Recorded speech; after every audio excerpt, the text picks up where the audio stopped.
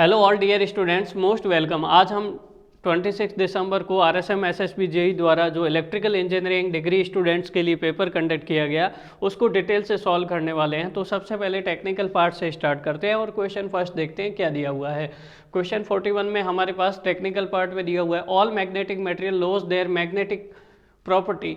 Magnetic property को कब loose करते हैं? ऑप्शन ए दिया हुआ है हमारे पास kept in vacuum, option B दिया हुआ है कूल्ड करने पर, ऑप्शन डी सी दिया हुआ है हीटेड करने पर, और ऑप्शन डी दिया हुआ है कैप्ट इन एल्यूमिनियम बॉक्स। तो इसमें जो करेक्ट आंसर होगा वो हमारे पास इस थ्योरी पे डिपेंड करता है कि ferromagnetic material, ferrimagnetic material, anti ferromagnetic material, इन सारे मैग्नेटिक मटेरियल को जब आप क्यूरी टेम्परेचर से ज़्यादा आप इसको हीटेड करते हो तो ये अपनी मैग्नेटिक प्रॉपर्टी को लॉस कर देते हैं और किस में चेंज हो जाते हैं? पैरामैग्नेटिक मटेरियल में। तो इसका मतलब करेक्ट आंसर क्या होगा कि किसी भी मैग्नेटिक मटेरियल को अगर आप हाई टेम्परेचर पे हीटेड करते हो तो वो अपनी मैग्नेटिक प्रॉपर्टी को लूज करता है।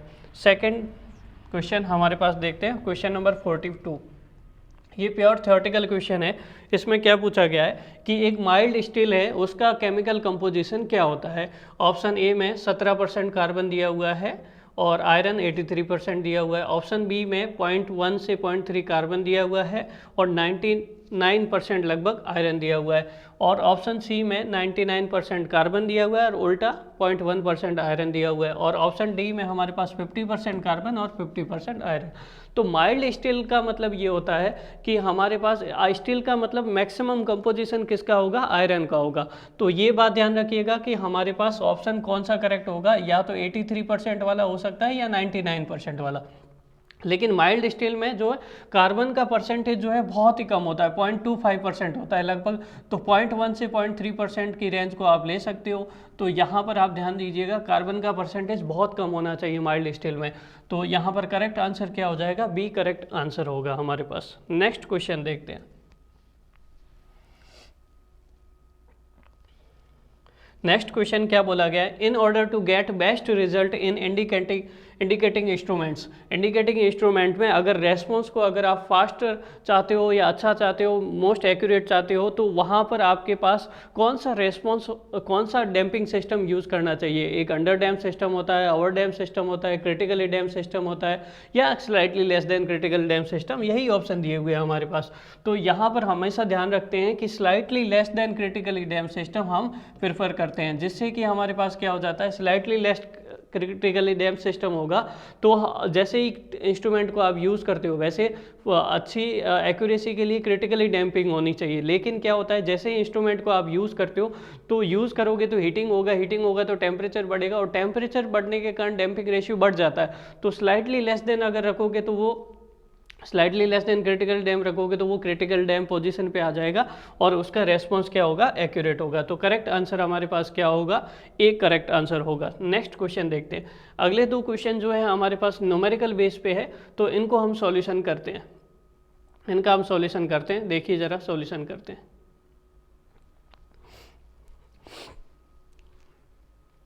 क्या क्वेश्चन है?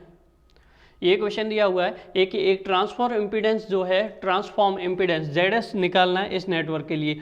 तो हमारे पास ZS जब भी निकालना हो तो जो भी इंडक्टेंस और कैपेसिटेंस है उसका लाप्लास ट्रांसफॉर्म लोगे। इंडक्टेंस के लिए होगा SL और कैपेसिटेंस के लिए होगा 1/SC। तो यहाँ पर तो इंडक्टिव पार्ट ही है, तो इंडक्टिव पार्ट के लिए हमारे पास यहाँ पर इसका लाप्लास क्या हो जाएगा? S इंटू 1 हेनरी है। तो ठीक है, ये हो जाएगा हमारे पास 3+S, और ये किसके साथ कंबाइंड होगा? पैरेलल में 4 के साथ। तो ये दोनों ब्रांचेस पैरेलल हो जाएगी और फिर किसके साथ सीरीज हो जाएगा? 5 ओम के साथ। तो ZS कैलकुलेट जब आप करोगे तो ZS इक्वल टू क्या आ जाएगा? ZS इक्वल टू आ जाएगा 3+S, ये किसके साथ पैरेलल हो जाएगा? 4 के साथ। 3+S इंटू 4, 3+S प्लस 4, ये दोनों तो पैरेलल कॉम्बिनेशन हो गए, ठीक है। और फिर ये कॉम्बिनेशन किसके साथ सीरीज हो जाएगा? 5 ओम के साथ। तो इसको सॉल्व करेंगे तो हमारे पास आएगा, इसको सॉल्व करने पर यहाँ पर आ जाएगा 9S, इसको सॉल्व करेंगे 5, 12 प्लस 4S, S प्लस 7, यहाँ से 5S प्लस 35, 12 प्लस 4S ये हो जाएगा हमारे पास +7, यहाँ पर आ जाएगा 35 + 12 47, 9s + 47 और s + 7। तो यहाँ पे जो कोई भी ऐसा ऑप्शन जो है नहीं है जो इससे मैच कर रहा हो। यहाँ पर ऑप्शन क्या है हमारे पास, ऑप्शन है ऐसा कोई ऑप्शन नहीं है। तो यहाँ पर एक ऑप्शन मैच कर रहा है s + 7, तो 3 ऑप्शंस के साथ डिनोमिनेटर में है हमारे पास। तो यहाँ पर आप क्या करिए, 9 को कॉमन ले लीजिए। 9 को जब कॉमन लोगे तो s + 47/9 और अपॉन s + 7, तो ये किससे मैच करेगा हमारे पास, ऑप्शन ए से मैच कर जाएगा। तो करेक्ट आंसर हमारे पास क्या हो जाएगा, करेक्ट आंसर ऑप्शन ए हो जाएगा। उसी तरह नेक्स्ट क्वेश्चन भी न्यूमेरिकल पार्ट से रिलेटेड है, उसको भी हम सॉल्व करते हैं। तो यहाँ पर नेक्स्ट क्वेश्चन क्या पूछा गया है कि determine the initial value of, कोई भी फंक्शन लाप्लास ट्रांसफॉर्म फॉर्म में दिया हुआ है, उसका हमें क्या फाइंड आउट करना है, इनिशियल वैल्यू फाइंड आउट करना है। तो इनिशियल वैल्यू थ्योरम लगाएंगे। तो इनिशियल वैल्यू कैसे फाइंड आउट करते हैं, इनिशियल वैल्यू किसी भी फंक्शन की ऐसे फाइंड आउट करते हैं, limit s tends to infinity s f(s) ऐसा रखते हैं, ठीक है। तो यहाँ पर हमारे पास fs दिया हुआ है लाप्लास ट्रांसफॉर्म फॉर्म में, क्या दिया हुआ है, वो दिया हुआ है s फंक्शन लिखेंगे 2 × s + 1 upon s² + 2s + 5। s = infinity रखने से पहले फंक्शन को सॉल्व करेंगे, ध्यान रखिएगा। s = इन्फिनिटी डायरेक्ट नहीं रखना चाहिए। अगर इन्फिनिटी डायरेक्ट रखोगे तो इन्फिनिटी अपॉन इन्फिनिटी की टर्म बन जाती है, जिसको हम नहीं सॉल्व कर सकते, ठीक है। तो इसलिए पहले पूरा फंक्शन सॉल्व करें। तो क्या हो जाएगा, 2s² + 2s, s² + 2s + 5। तो यहाँ पर क्या कर सकते हैं, हम इसको सिंप्लीफाई कर सकते हैं। जब भी s = इन्फिनिटी रखना हो तो क्या करना चाहिए, हमेशा जो हायर ऑर्डर है उसका डिवाइड कर देना चाहिए न्यूमरेटर और डिनोमिनेटर में, मतलब s² का डिवाइड करो ऊपर और नीचे। तो limit of s tends to infinity क्या हो जाएगा, s² का डिवाइड करोगे तो 2/2/s 1 + 2/s + 5/s²। अब रख दो s = इन्फिनिटी, s = इन्फिनिटी रखोगे तो ये टर्म्स क्या हो जाएगी, 0 हो जाएगी, और पीछे क्या बचेगा 2/1, दैट इज क्या बचेगा 2। तो करेक्ट आंसर हमारे पास क्या हो जाएगा, यहाँ पर करेक्ट आंसर होगा D2 is the correct answer. Next question देखते हैं। नेक्स्ट हमारे पास क्या रहेगा,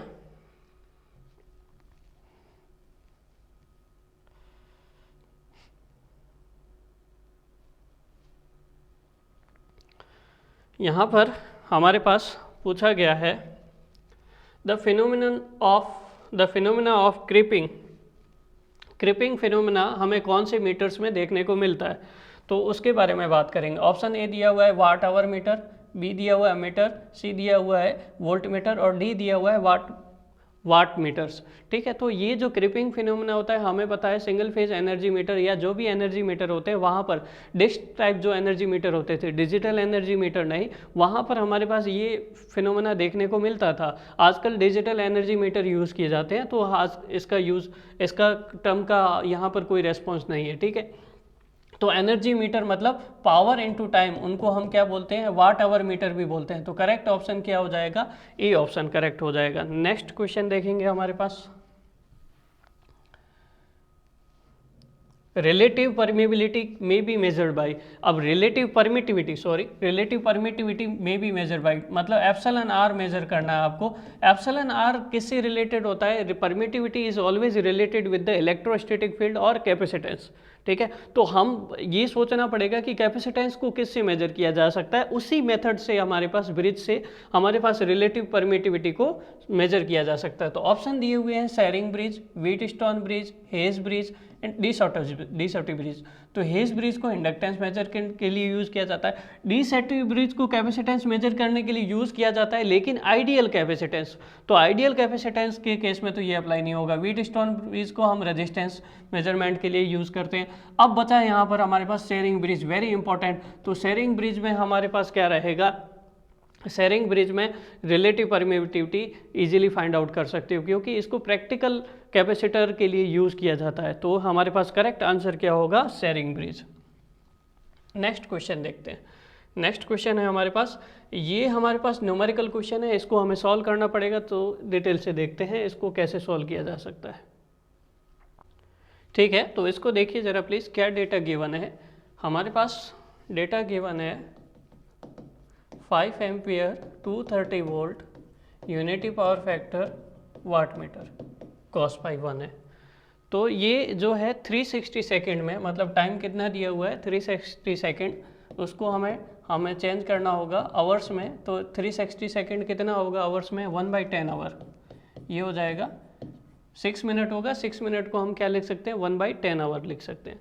तो हमारे पास कभी भी इसमें आगे देखिए, if the normal disc speed is 520 revolution, 520 revolution दिया हुआ है नॉर्मल स्पीड डिस्क पर किलोवाट आवर। तो हमें क्या करना पड़ेगा, एरर तब मिल सकती है, एरर कैलकुलेट करना है।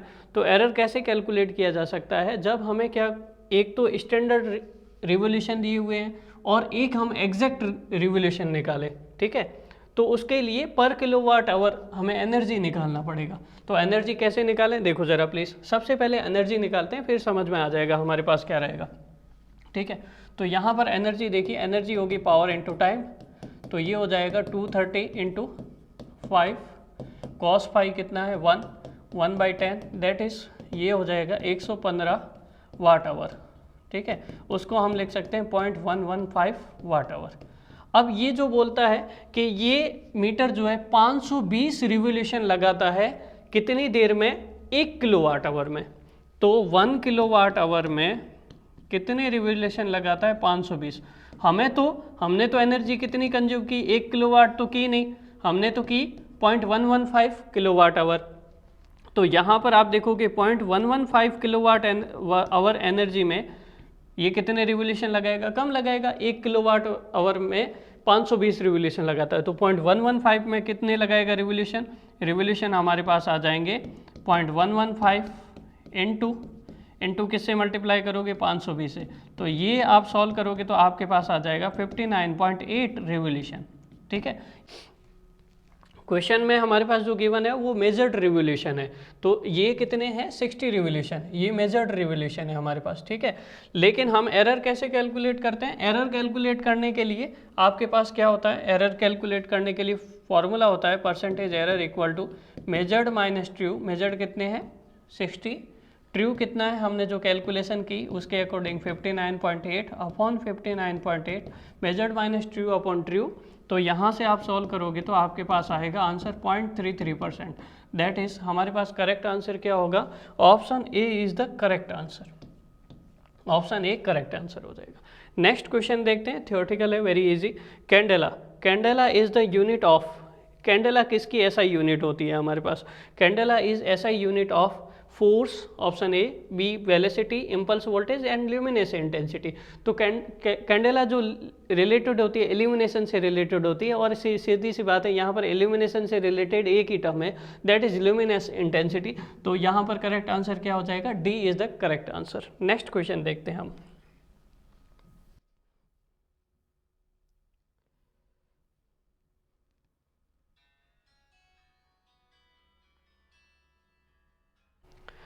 नेक्स्ट है हमारे पास superposition theorem is applicable for, is not applicable for.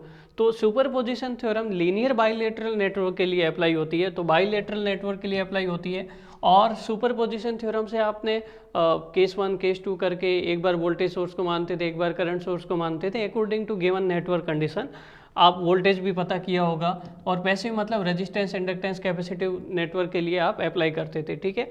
तो वहाँ पर हमारे पास तीनों कैलकुलेशन के लिए हम अप्लाई करते थे, लेकिन पावर कैलकुलेशन के लिए हम कभी भी सुपरपोजिशन थ्योरम को नहीं अप्लाई कर सकते, because power is the non linear function, ठीक है। क्यों, क्योंकि पावर अगर आप P इक्वल टू VI लिखते हो डीसी नेटवर्क के लिए, किसी भी नेटवर्क के लिए, तो या तो I² R की टर्म में लिखना पड़ेगा, या फिर V² अपॉन R की टर्म में। पैरेलल नेटवर्क है तो V² अपॉन R वाला फॉर्मूला जनरली हम यूज़ करते हैं, और सीरीज नेटवर्क है तो I² वाला फॉर्मूला यूज़ करते हैं। तो पावर किसका फंक्शन हो गया, या तो I² का फंक्शन हो गया, या फिर V² का फंक्शन हो गया।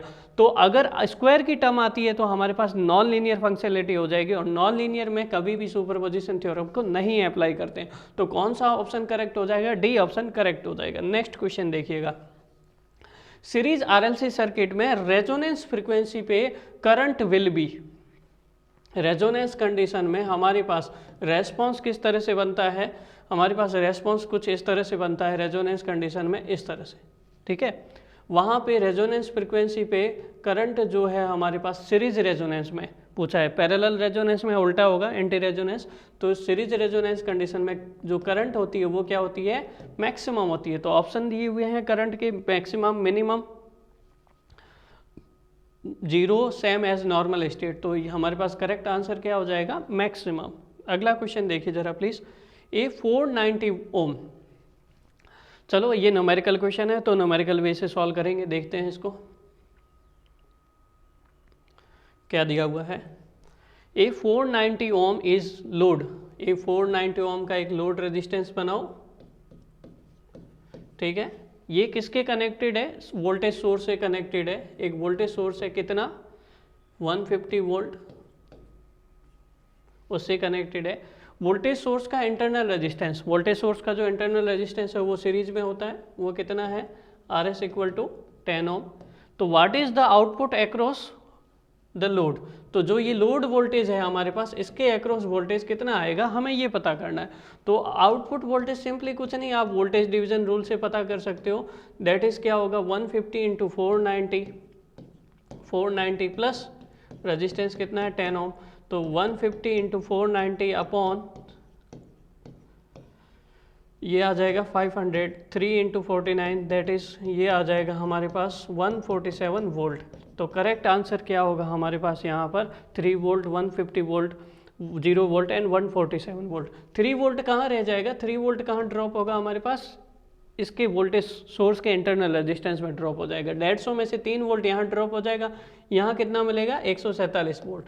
तो करेक्ट आंसर क्या होगा हमारे पास 147 volt is the correct answer, ये करेक्ट आंसर हो जाएगा, ठीक है। तो 147 वोल्ट ये हो जाएगा। आगे देखेंगे नेक्स्ट क्वेश्चन हमारे पास क्या है। नेक्स्ट क्वेश्चन में क्या बोला गया है, which of the following power plant has the least efficiency, कौन से पावर प्लांट में लीएस्ट एफिशिएंसी होती है। ऑप्शंस गिवन है diesel power plant, nuclear power plant, hydro power plant, steam power plant.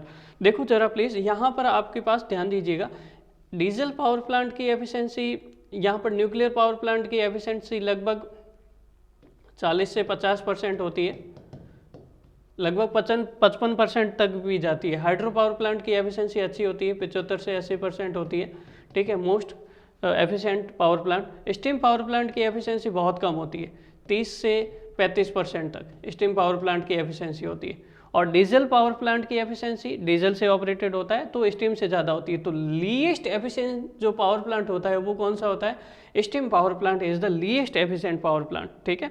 Next question देखते हैं हमारे पास, देखिएगा ज़रा please.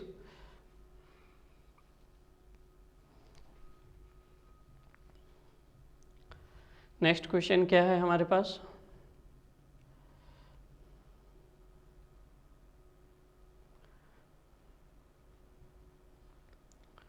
For 2 port network shown in the figure, ये जो 2 पोर्ट नेटवर्क हमें शोन किया गया है डायग्राम में, इसके लिए हमें क्या बताना है, Z matrix is given by, Z matrix बतानी है किस तरह से। जेड मैट्रिक्स जो है, तो जेड मैट्रिक्स हम कैसे फाइंड आउट करते हैं, जेड मैट्रिक्स हम इस तरह से फाइंड आउट करते हैं, इधर I1 करंट आ रही है, इधर I2 करंट आ रही है, इधर लूप लगाओगे, इधर भी लूप लगाओगे। तो जब लूप लगाओगे तो इधर कौन सी करंट जाएगी, I1 प्लस I2। तो पहला लूप लगाएंगे, इक्वेशन क्या बनेगी, पहला लूप लगाओगे तो इक्वेशन बनेगी V1 माइनस Z1, करंट कौन सी जा रही है I1 plus I2 equal to 0। तो V1 इक्वल टू क्या हो जाएगा, Z1 I1 plus Z1 I2, equation first, ठीक है। दूसरा लूप लगाओगे तो आपके पास इक्वेशन क्या आएगी, V2 minus Z2 I1 minus Z1 I1 plus I2, after solving this equal to 0।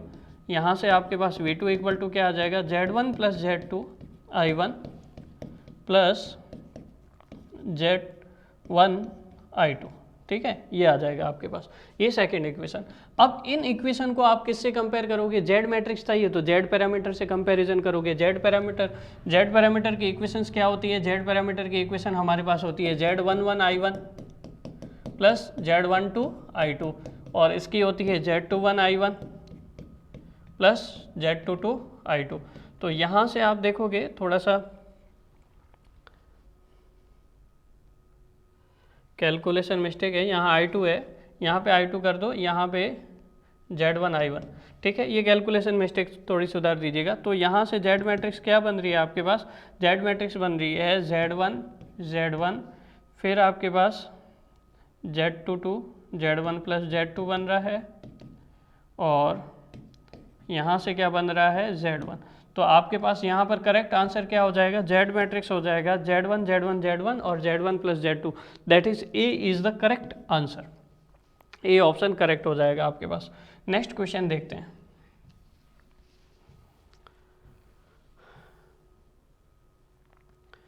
For passive network क्या दिया हुआ है हमारे पास, किसी भी पैसिव नेटवर्क के लिए हमारे पास क्या कंडीशंस दी हुई है। कंडीशंस ये दी हुई है, coefficient of the polynomial of PS and QS in the network function are. कोई भी नेटवर्क फंक्शन है उसके पॉलिनोमियल के जो कोएफिशिएंट्स है वो कैसे होने चाहिए। पहला ऑप्शन दिया हुआ है हमारे पास कॉम्प्लेक्स एंड नेगेटिव, और बी ऑप्शन दिया हुआ है हमारे पास real and positive, C option दिया हुआ है real and negative, D option दिया हुआ है कॉम्प्लेक्स एंड पॉजिटिव। तो हमेशा जो है हमारे पास कोएफिशिएंट जो है रियल एंड पॉजिटिव होने चाहिए, तो बी ऑप्शन क्या होना चाहिए, करेक्ट होना चाहिए। नेक्स्ट क्वेश्चन देखते हैं हमारे पास, नेक्स्ट क्वेश्चन क्या रहेगा।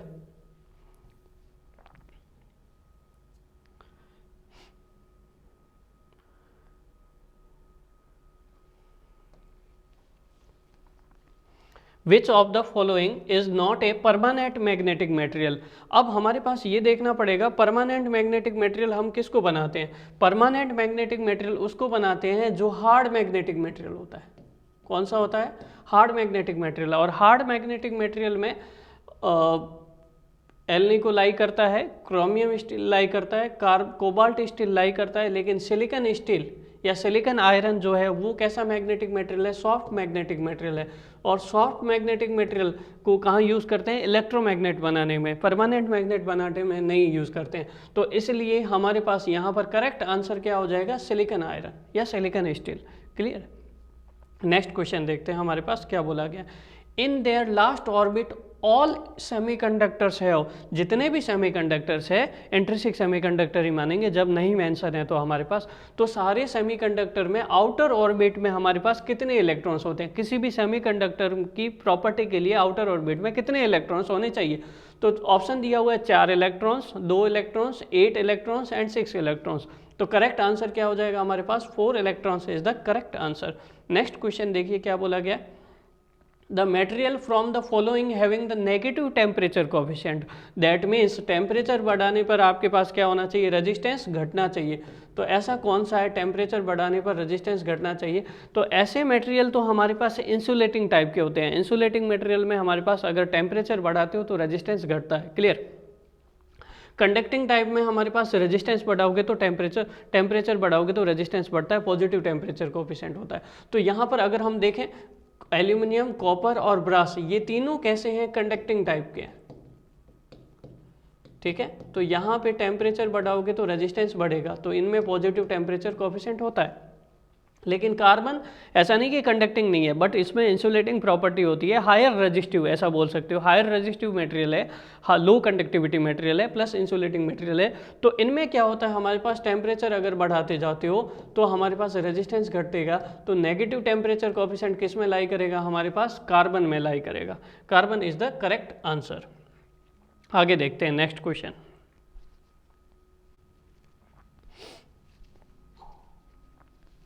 अगर इसको और डिटेल से देखा जाए तो इसमें इसका जो टेम्परेचर कोएफिशिएंट होता है ना, अगर आप बुक्स में देखोगे तो -0.0005 डिग्री सेंटीग्रेड पर डिग्री सेंटीग्रेड होता है। ठीक है, तो ये अगर आप याद रखना चाहो तो नेगेटिव में होता है। ब्रास का जो होता है पॉजिटिव होता है, नियरली अबाउट टू 0.0015 पर डिग्री सेंटीग्रेड ऐसा होता है कुछ।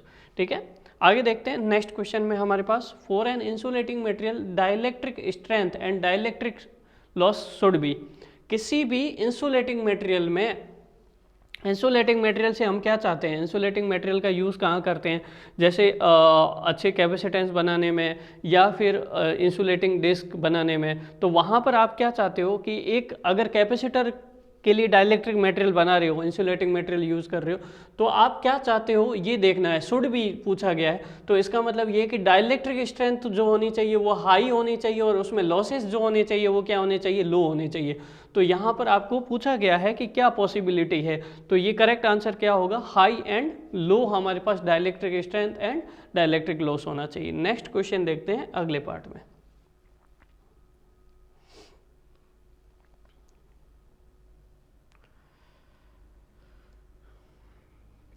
नेक्स्ट क्वेश्चन की तरफ जाते हैं। क्या बोला गया है, एक फीडर जो है इस design mainly from point of view, option दिए हुए हैं ऑपरेटिंग फ्रीक्वेंसी, बी ऑप्शन दिया हुआ है it's current carrying capacity, C option दिया हुआ है वोल्टेज ड्रॉप इन और डी ऑप्शन दिया हुआ है ऑपरेटिंग वोल्टेज। तो फीडर हमें कहाँ अवेलेबल होता है, उसमें हमेशा ध्यान रखना पड़ता है कि करंट कैरिंग कैपेसिटी है उसके अकॉर्डिंग डिज़ाइन किया जाता है। तो यहाँ पर करेक्ट आंसर क्या होगा, according to current carrying capacity feeder is mainly design. Next question देखते हैं हमारे पास क्या है। नेक्स्ट क्वेश्चन जो है न्यूमेरिकल कैलकुलेशन से रिलेटेड है, तो न्यूमेरिकल के हिसाब से करते हैं सॉल्व।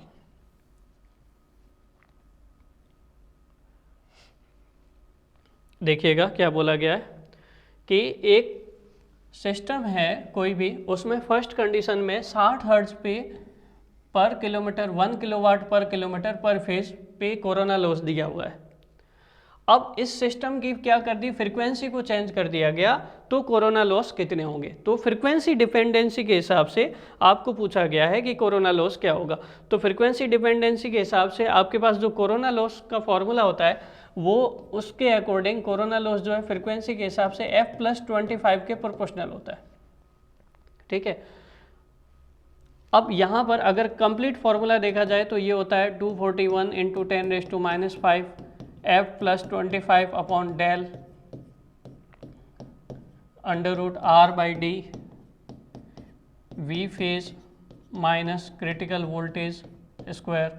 इस तरह से हमारे पास फॉर्मूला रहता है। तो यहाँ से अगर आप देखोगे कोरोना लॉस जो है डायरेक्टली प्रोपोर्शनल टू फ्रीक्वेंसी +25 के प्रोपोर्शनल है। तो फर्स्ट केस में देखो कोरोना लॉस कितना है, 1 किलोवाट पर किलोमीटर पर फेज है, किस फ्रीक्वेंसी पे है, 60 हर्ट्ज पे है, +25 करोगे तो ये पहले इक्वेशन आ गई, ठीक है।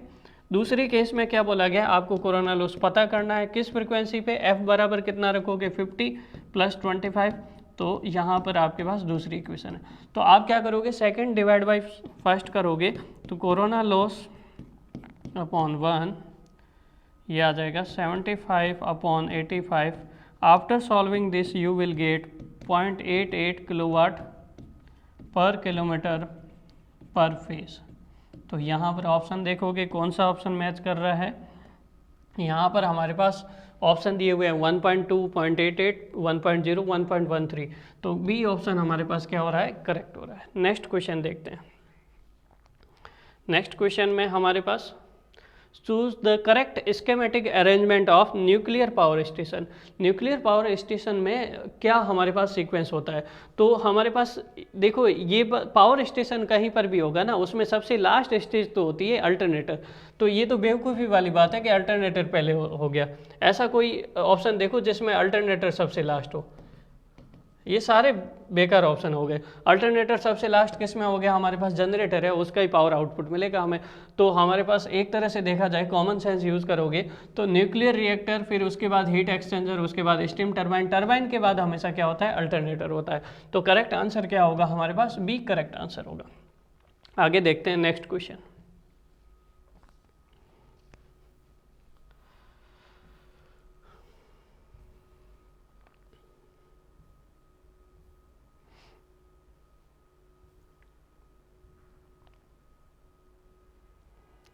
परमानेंट मैग्नेट टाइप इंस्ट्रूमेंट्स में be used for. Permanent magnet PMMC type instruments को हमेशा जो है किसके लिए यूज़ किया जाता है, ऑप्शन दिया हुआ है AC and DC both, B option दिया हुआ है एसी ओनली, सी ऑप्शन दिया हुआ है डीसी ओनली और डी ऑप्शन दिया हुआ है इम्पल्स क्वांटिटीज़ के लिए। तो पीएमएमसी इंस्ट्रूमेंट को केवल डीसी क्वांटिटी के लिए ही यूज़ किया जा सकता है, डीसी ओनली के लिए, एसी के लिए नहीं यूज़ किया जा सकता। तो करेक्ट आंसर क्या होगा हमारे पास, बी करेक्ट आंसर होगा, डीसी ओनली। नेक्स्ट क्वेश्चन देखते हैं। The output of LVDT is in the form of. तो एलवीडीटी होती है हमारे पास, एक होता है आरवीडीटी। RVDT हमें रोटेशनल डिस्प्लेसमेंट के लिए यूज़ होती है और एक LVDT जो होती है वो हमारे पास लीनियर डिस्प्लेसमेंट के लिए यूज़ होती है। तो LVDT का फुल फॉर्म भी आप देखो कि लीनियर वेरिएबल डिस्प्लेसमेंट इस तरह से होता है, डिफरेंशियल ट्रांसफॉर्म। तो हमारे पास यहाँ पर इसमें कौन सा डिस्प्लेसमेंट देखने को मिलेगा, लीनियर डिस्प्लेसमेंट। तो ऑप्शन क्या दिए हुए हैं, लीनियर वाला, पल्सेस वाला, high frequency signal, rotary movement तो होगा नहीं, वो किस में होगा, RVDT में। हाई फ्रिक्वेंसी सिग्नल नहीं, पल्सेस नहीं, तो करेक्ट आंसर हमारे पास क्या होगा, लीनियर डिस्प्लेसमेंट करेक्ट आंसर होगा। आगे देखते हैं next question. For accurate measurement of low DC voltage, low DC voltage को एक्यूरेसी मेजर करना विच डिवाइस शुड बी यूज। तो कभी भी ध्यान दीजिए, यहाँ पर ऑप्शन दिया हुआ है small range PMMC instrument, moving coil instrument, ये इनकी एक्यूरेसी अच्छी होती है, ये यूज किए जा सकते हैं। थर्मोकपल टाइप वोल्ट मीटर, ठीक है। हॉट वायर इंस्ट्रूमेंट्स, तो thermocouple, hot wire RMS value major करने में ज़्यादातर यूज़ किए जाते हैं। DC वैल्यू के लिए ध्यान देना है हमें, तो DC पोटेंशियोमीटर या फिर ए ऑप्शन हो सकता है। तो DC पोटेंशियोमीटर का यूज़ जो है वोल्टमीटर के कैलिब्रेशन के लिए किया जाता है, और कैलिब्रेशन के लिए अगर किसी डिवाइस का यूज़ किया जाता है इसका मतलब उसकी स्टैंडर्डाइजेशन, उसका एक्यूरेसी बहुत अच्छा है। तो इसलिए हम कौन सा मेथड यूज़ करेंगे, इसलिए हम हमेशा DC पोटेंशियोमीटर मेथड यूज़ करेंगे अगर लो लेवल पे आपको DC वोल्टेज को मेजर करना है एक्यूरेसी लेवल पे। आगे देखते हैं नेक्स्ट क्वेश्चन।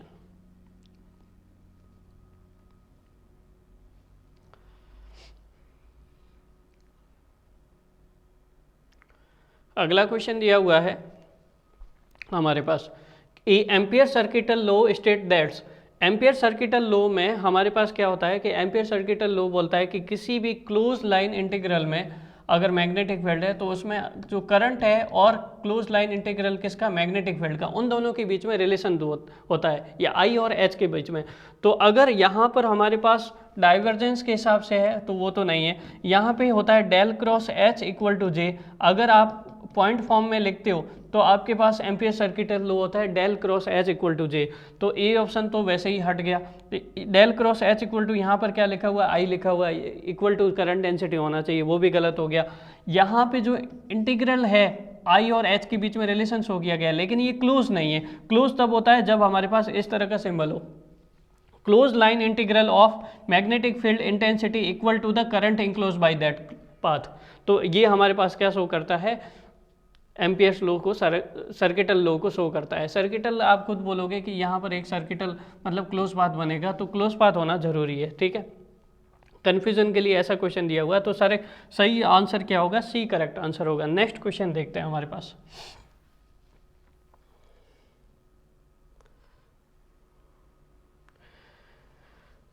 ये बहुत ही कंसेप्चुअल क्वेश्चन है। क्या बोला गया है, एक सिलेंड्रिकल बार मैग्नेट है is kept along the axis of circular coil. जैसे मान लीजिए एक सिलेंड्रिकल बार मैग्नेट है is kept along the axis of circular coil, यहाँ पे रखी गई है। If the magnet is rotated about its axis, अब हम क्या कर रहे हैं, इसके एक्सिस के अलोंग क्या कर रहे हैं, मैग्नेट को रोटेट कर रहे हैं इस तरह से चारों ओर, किसी भी चीज़ के चारों ओर। तो यहाँ पर आपके पास इसके एक्सिस के अलोंग मूव कर रहे हो, तो इसका मतलब आपके पास यहाँ पर क्या होगा कि हम इसको नहीं डिफाइन कर सकते। An EMF will be induce, a current will be induce, no current will be induce.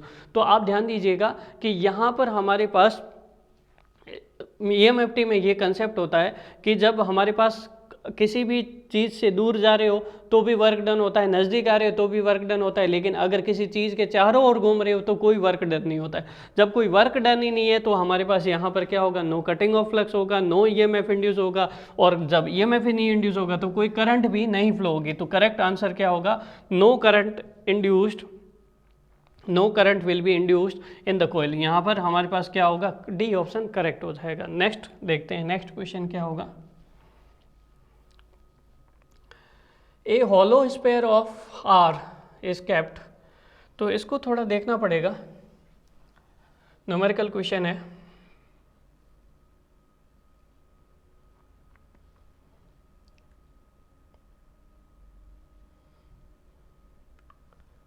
क्या दिया हुआ है देखो जरा प्लीज। ये जो क्वेश्चन है गेट इलेक्ट्रिकल 2014 का क्वेश्चन है, ये यहाँ पर दे दिया आपके एग्जाम में। अब समझ में नहीं आ रहा क्या चाहते हैं।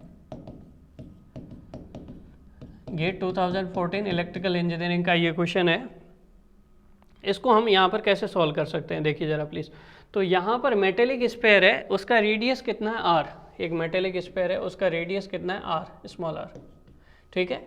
इस kept eight potential of 1 volt, मतलब उसका चारों ओर का पोटेंशियल कितना है 1 वोल्ट। आप ऐसा बोल सकते हो कि इसके चारों ओर कितने वोल्ट का सोर्स लगा हुआ है with respect to ground 1 volt का, ऐसा बोल सकते हो, ठीक है। The total electric flux containing out of the concentric spherical surface of radius R greater than R. तो यहाँ पर कोई रेडियस आर, कैपिटल आर मानी गई है, ग्रेटर देन आर। तो यहाँ पर आपको क्या फाइंड आउट करना है, total electric flux coming out. तो टोटल इलेक्ट्रिक फ्लक्स यहाँ पर किसके अकॉर्डिंग आता है, गॉस लॉ के अकॉर्डिंग। गॉस लॉ क्या बोलता है, Q enclosed equal to D dot D S, ये होता है, ठीक है। अब हमारे पास, या फिर आप ऐसे भी पता कर सकते हो पोटेंशियल V इक्वल टू क्या होता है, के क्यू अपॉन आर। तो आपको अगर Q पता करना है तो V इंटू आर इंटू के, ठीक है। V कितना है हमारे पास 1 वोल्ट है, R और K कितना होता है 1/4 पाई एप्सिलॉन नॉट। तो 1/4 पाई एप्सिलॉन नॉट क्या हो जाएगा, 4 पाई एप्सिलॉन नॉट R। तो यहाँ पर करेक्ट आंसर क्या हो जाएगा, 4 pi epsilon not R correct answer हो जाएगा। तो इसके अकॉर्डिंग हमारे पास क्या होना चाहिए, 4 pi epsilon not R square. यहाँ पर हमारे पास है 4 pi epsilon not R square, 4 pi epsilon not R capital. ये सी ऑप्शन क्या हो जाएगा, करेक्ट हो जाएगा, ठीक है। नेक्स्ट क्वेश्चन देखते हैं। नेक्स्ट क्वेश्चन क्या है हमारे पास,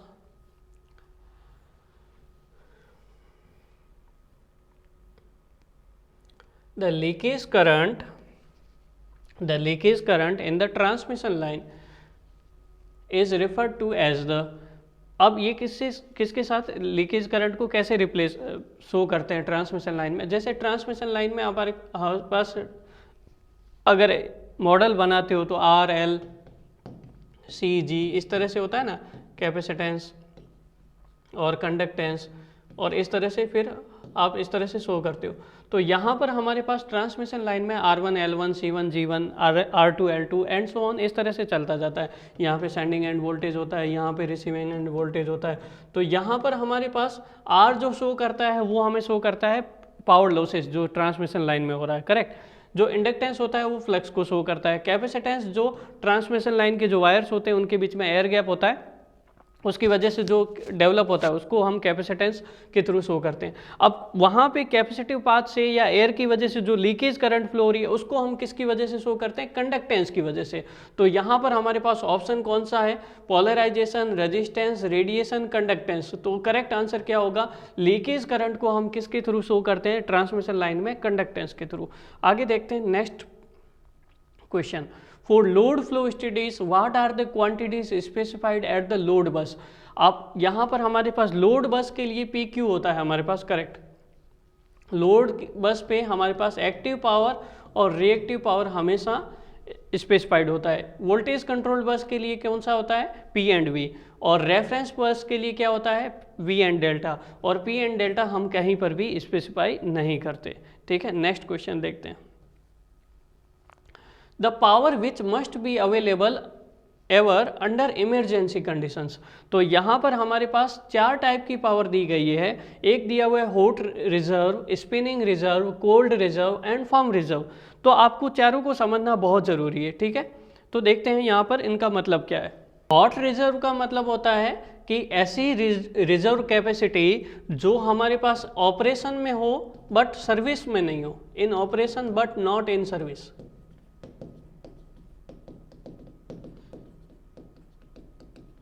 ठीक है। और स्पिनिंग रिजर्व इसको बाद में डिस्कस करते हैं। कोल्ड रिजर्व क्या होता है, कोल्ड रिजर्व होता है ऐसा रिजर्व कैपेसिटी पावर स्टेशन का जो सर्विस में हो लेकिन ऑपरेशन में नहीं हो, in service but not in operation, not in operation, ठीक है। अब स्पिनिंग रिजर्व क्या होता है, एक ऐसा रिजर्व कैपेसिटी पावर स्टेशन का that is always ready to deliver the load, हमेशा रेडी रहता है डिलीवर लोड के लिए। लेकिन फर्म रिजर्व क्या होता है, एक ऐसा रिजर्व कैपेसिटी किसी भी पावर स्टेशन का जो इमरजेंसी कंडीशन में काम आता है। तो इमरजेंसी कंडीशन के लिए पूछा है the power which must be available ever under emergency conditions. तो कौन सा ऑप्शन हो जाएगा करेक्ट? डी ऑप्शन करेक्ट होगा, दैट इज फर्म रिजर्व। आगे देखते हैं next condition, on which factor corona loss dependent upon. तो कोरोना लॉस का जो हमने फॉर्मूला देखा उसमें हमारे पास क्लाइमेट कंडीशन का कोई रोल नहीं था। होता है जो हमारे पास डेंसिटी फैक्टर होता है डेल्टा होता है, लेकिन बहुत ही कम होता है। मटेरियल ऑफ कंडक्टर उसका इफेक्ट कम कंसिडर करते हैं फॉर्मूला के हिसाब से। हाइट ऑफ कंडक्टर उसको भी कम कंसिडर करते हैं। मेनली हम किसको कंसिडर करेंगे? डायामीटर ऑफ कंडक्टर को। तो यहाँ पर हमारे पास करेक्ट आंसर क्या हो जाएगा? डायामीटर ऑफ कंडक्टर पे ये डिपेंड करेगा। नेक्स्ट क्वेश्चन देखते हैं हमारे पास।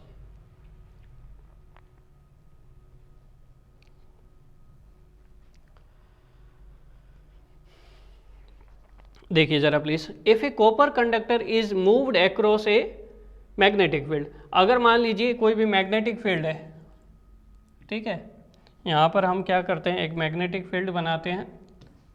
ये मैग्नेटिक फील्ड है, यहाँ पर आप क्या कर रहे हो, इसके अक्रॉस कॉपर कंडक्टर को मूव कर रहे हो। तो अगर कॉपर कंडक्टर मैग्नेटिक फील्ड को क्रॉस करके जा रहा है, अक्रॉस करके जा रहा है, तो when ever a conductor cuts the magnetic field, तो उसमें क्या होता है? ईएमएफ इंड्यूस होता है। तो यहाँ पर ऑप्शन क्या दिए हुए? Nothing will happen, copper wire magnetic बन जाएगा। कॉपर मैग्नेटिक नहीं बन सकता, कॉपर नॉन मैग्नेटिक मटेरियल है, करेक्ट। और यहाँ पर आपके पास हाँ वो फ्लक्स प्रोड्यूस करता है इलेक्ट्रोमैग्नेट के थ्रू, वो बात अलग है। तो ये voltage will be induced in the wire, A current will be induced in the wire. तो यहाँ पर हमारे पास क्या होगा वो देखना है हमारे पास। तो वायर के अंदर क्या इंड्यूस होगा? ईएमएफ इंड्यूस्ड होगा सबसे पहले। तो उसके बाद हमारे पास क्या होगा? क्लोज पाथ रहेगा। कॉपर वायर, कॉपर कंडक्टर अगर क्लोज पाथ है तो उसमें क्या होगा? करंट इंड्यूस्ड होगा, ठीक है। तो यहाँ पर करेक्ट आंसर क्या होगा? ये नहीं मेंशन है कि कॉपर कंडक्टर जो है क्लोज पाथ को फॉलो कर रहा है। कॉपर कंडक्टर है सिंपल, तो सबसे पहले ईएमएफ या फिर क्या होगा हमारे पास? वोल्टेज इंड्यूस होगा, ये तो गारंटीड है हमारे पास। लेकिन क्लोज पाथ होता है तो वहाँ पर करंट भी फ्लो होना स्टार्ट हो जाता है। तो यहाँ पर करेक्ट आंसर क्या हो जाएगा हमारे पास? A voltage a will be induced in the wire. आगे देखते हैं next question, which one of the following is the reciprocal of magnetic permeability. Magnetic permeability mu का जो रेसिप्रोकल है वो कौन सा होता है? म्यू का परमिएबिलिटी का जो, जैसे मान लीजिए कि परमिएबिलिटी कंडक्टिविटी जो होता है, जैसे इलेक्ट्रिक सर्किट समझिए, इलेक्ट्रिक सर्किट में हमारे पास रेजिस्टेंस किसका अपोज करता, रेसिप्रोकल होता है कंडक्टेंस का। तो रेजिस्टिविटी का किसका रेसिप्रोकल होगा? कंडक्टिविटी का। तो रेजिस्टेंस क्या करता है हमारे पास? किसी भी करंट के फ्लो का अपोज करता है, क्लियर। उसी तरह मैग्नेटिक सर्किट में रिलेक्टेंस किसी भी मैग्नेटिक फ्लक्स के फ्लो का अपोज करता है। तो उसकी जो प्रॉपर्टी होती है उसको बोलते हैं रिलेक्टिविटी। तो रिलेक्टिविटी हमारे पास जो है वो किसके रेसिप्रोकल होगा? परमिएबिलिटी के। रिलेक्टिविटी इज रेसिप्रोकल ऑफ परमिएबिलिटी। तो यहाँ पर ऑप्शंस बहुत सारे हैं जिससे कन्फ्यूजन होता है हमारे पास। क्या ऑप्शंस है? तो रिलेक्टेंस प्रॉपर्टी नहीं है, ये हमारे पास परमिएंस और ससेप्टिबिलिटी। ससेप्टिबिलिटी तो हमारे पास कंडक्टिंग मटेरियल से रिलेटेड होगा, ठीक है। तो यहाँ पर ऑप्शन कौन सा करेक्ट हो जाएगा? ए ऑप्शन करेक्ट होगा। नेक्स्ट क्वेश्चन देखते हैं।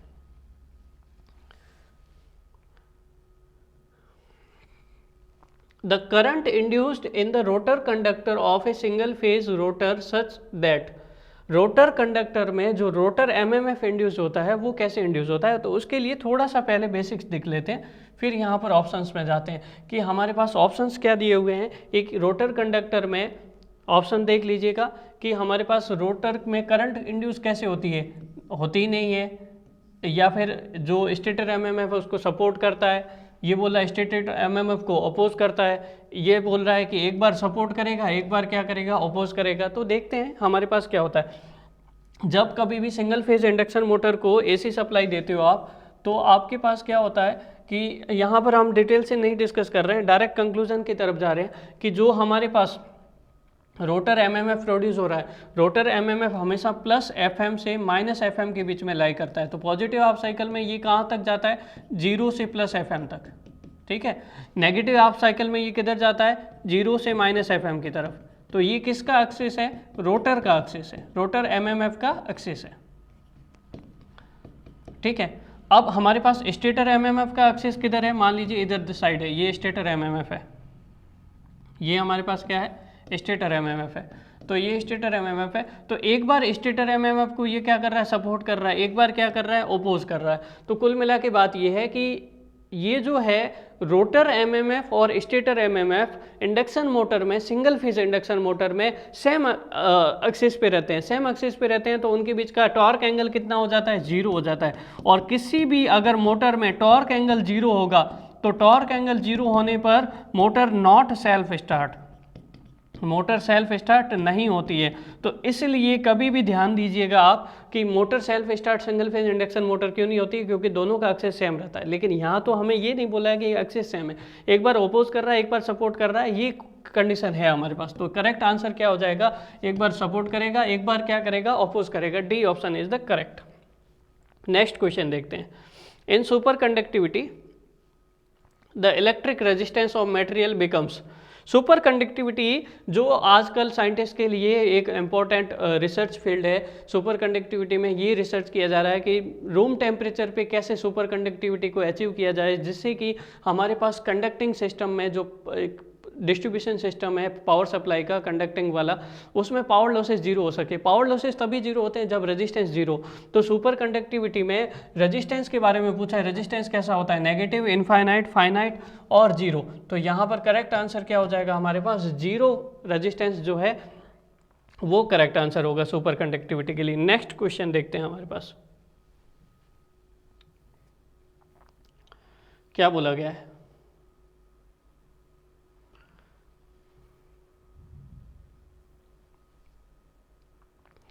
Which law is synonymous to the occurrence of diamagnetism? Diamagnetism का मतलब क्या होता है, डायमैग्नेटिज्म का मतलब समझते हैं पहले। कौन सा लो सिनोमिनस है ये हमें पता चल जाएगा। डायमैग्नेटिक मटेरियल जो होता है ना, कभी भी मान लीजिए ये डायमैग्नेटिक मटेरियल रखा हुआ है आपके, ठीक है, और यहाँ से मैग्नेटिक फील्ड लाइन भेज रहे हो आप, तो मैग्नेटिक फील्ड लाइन जो है वो डायमैग्नेटिक मटेरियल से लिंक नहीं करती है, उसके चारों ओर फ्लो हो जाती है, उससे लिंक नहीं करती है। तो इसका मतलब क्या हो रहा है, रिपेल हो रहा है, ठीक है। तो यहाँ पर हमारे पास एम्पियर लो ये रिपल्सन को नहीं शो करता है, मैक्सवेल लो ये भी नहीं शो करता है, कूलम लो ये नहीं शो करता है। लेंज लो क्या बोलता है, लेंज लो बोलता है कि ये अपने कॉज ऑफ प्रोडक्शन का क्या करता है, अपोज करता है, अपोज या रिपेल कर रहा है। एक तरह से सिनोमिनस हम चीज़ समझ सकते हैं। तो यहाँ पर करेक्ट ऑप्शन क्या होगा, Lenz law is the correct. आगे देखते हैं next. Consider a circular coil, एक सर्कुलर कोयल है उसको कंसिडर करिए, of radius small R carrying a current I shown in the figure, magnetic flux density ये आपके पास कितनी होगी। तो ये डायरेक्ट फॉर्मूला है, एम्पियर सर्किट लॉ से हम क्या पता करते हैं, H इक्वल टू होता है हमारे I/2πr, I/2πr ये होता है, ठीक है, किसी भी इस कंडीशन के लिए। तो हमारे पास B इक्वल टू क्या होता है, B होता है म्यू H। अगर आप रिलेटिव परमेबिलिटी को नहीं कंसीडर करोगे तो म्यू नॉट आ जाएगा, और यहाँ पर आप क्या लिखोगे, म्यू नॉट इंटू I/2πr। तो ऐसा कौन सा फॉर्मूला है जो इससे रिलेटेड हो रहा है। यहाँ पर क्वेश्चन क्या पूछा है, मैग्नेटिक फ्लक्स डेंसिटी पूछा है। तो म्यू नॉट I/2πr ऐसा हमारे पास एक है, C option, C is the correct answer. Next question देखते हैं। The unit of Poynting vector is, Poynting vector की यूनिट क्या होगी। पॉइंटिंग वेक्टर जो होता है W इंटू, आप ऐसा बोल सकते हो कि E इंटू एच ऐसे शो कर सकते हो। पॉइंटिंग वेक्टर होता है हमारे पास E into H, electric field into magnetic field. E की यूनिट क्या होगी, वोल्ट पर मीटर, और मैग्नेटिक फील्ड की यूनिट क्या होगी, एम्पियर पर मीटर। तो volt per metre into ampere per metre, volt ampere that is watt, watt per metre square. Watt per metre square मतलब power density के बारे में show कर रहा है, केवल वाट होता है तो पावर के बारे में शो करता। तो यहाँ पर ऑप्शन क्या है, पॉइंटिंग वेक्टर की जो यूनिट होती है एनर्जी डेंसिटी नहीं, पावर नहीं, पावर डेंसिटी करेक्ट आंसर है। तो करेक्ट आंसर क्या हो जाएगा, C is the correct answer. Next question देखते हैं। नेक्स्ट क्वेश्चन हमारे पास क्या होगा,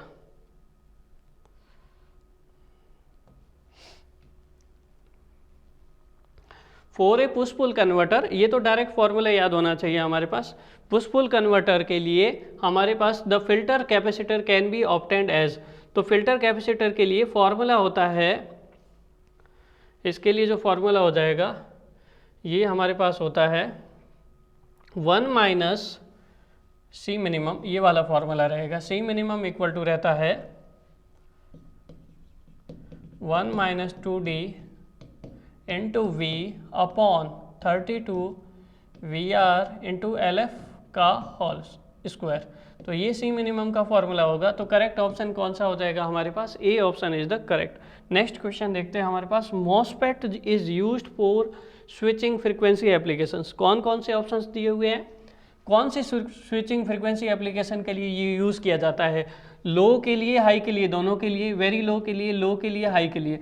मॉसफेट जो है हाई स्पीड डिवाइस है, हाई स्विचिंग फ्रीक्वेंसी डिवाइस है, तो इसलिए इसको हमेशा हम हाई फ्रीक्वेंसी एप्लीकेशन में इसका यूज़ करते हैं। तो इसको हम कहाँ यूज़ करेंगे? करेक्ट आंसर क्या होगा? MOSFET is used for the high frequency application. D is the correct answer. Next part देखते हैं,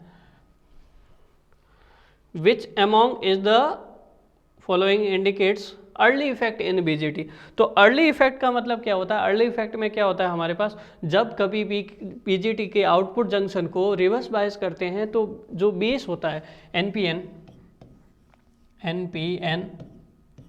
यहाँ पे, ये जो बेस है, बेस में यहाँ पर जो डिप्लेशन लेयर की विड्थ बनती है, जब अर्ली इफेक्ट यहाँ पर रिवर्स बायस करते हो, आप इसको रिवर्स बायस करोगे तो ये अर्ली इफेक्ट के कारण ये डिप्लेशन लेयर की विड्थ बढ़ती है। डिप्लेशन लेयर की अगर विड्थ बढ़ेगी तो बेस की इफेक्टिव विड्थ जो है वो घटती है। तो अर्ली इफेक्ट को किस दूसरे नाम से जाना जाता है? Base narrowing, avalanche breakdown, Zener breakdown, terminal breakdown. तो बेस चेंज हो रहा है, इसका मतलब इसको हम क्या बोलेंगे? Base narrowing. अगर आप रिवर्स बायस वोल्टेज को बढ़ाते जाओगे तो डिप्लेशन लेयर की विड्थ बढ़ेगी और बेस की इफेक्टिव विड्थ घटेगी। तो इस इफेक्ट को हम क्या बोलते हैं? अर्ली इफेक्ट बोलते हैं। नेक्स्ट क्वेश्चन देखिएगा please. In A three phase semi converter for firing angle less then 60 degree free wheeling diode conducts for. अब यहाँ पे आप ध्यान दीजिएगा please, three phase semi converter की क्या प्रॉपर्टी है? एक इंपॉर्टेंट प्रॉपर्टी है कि ये 6 पल्स रेक्टिफायर की तरह भी काम करता है और 3 पल्स रेक्टिफायर की तरह भी काम करता है। तो 6 पल्स रेक्टिफायर की तरह कब काम करता है? जब अल्फा लेस देन 60 डिग्री हो। 6 पल्स रेक्टिफायर की तरह कब काम करता है? अल्फा या firing angle less than equal to 60 degree हो, तब आपके पास ये थ्री फेज सेमी कन्वर्टर जो है 6 पल्स रेक्टिफायर की तरह काम करता है। ठीक है, जब alpha firing angle greater than 60 degree हो तो ये किसकी तरह काम करता है? 3 पल्स रेक्टिफायर की तरह काम करता है। ये इसकी इंपॉर्टेंट प्रॉपर्टी है। अब यहाँ पे बोला गया है कि ये जो है 60 डिग्री या उससे कम के लिए ऑपरेट हो रहा है, तो 6 की 6 पल्सेस आ रही है, 6 पल्सेस आ रही है, तो वहाँ पे फायरिंग फ्री व्हीलिंग डायोड को ऑपरेट होने की जरूरत ही नहीं है। तो इसका मतलब वो कितनी देर के लिए ऑपरेट करेगा? 0 डिग्री के लिए। Free wheeling diode will not conduct. ठीक है, नेक्स्ट क्वेश्चन देखते हैं। यहाँ पर हमारे पास नेक्स्ट क्वेश्चन क्या है?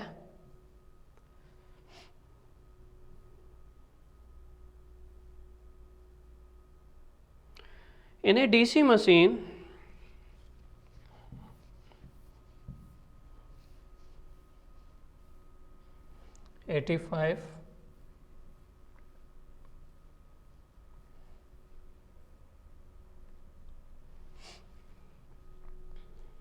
इन ए डीसी मशीन क्या बोला गया है कि iron losses is independent of variation in.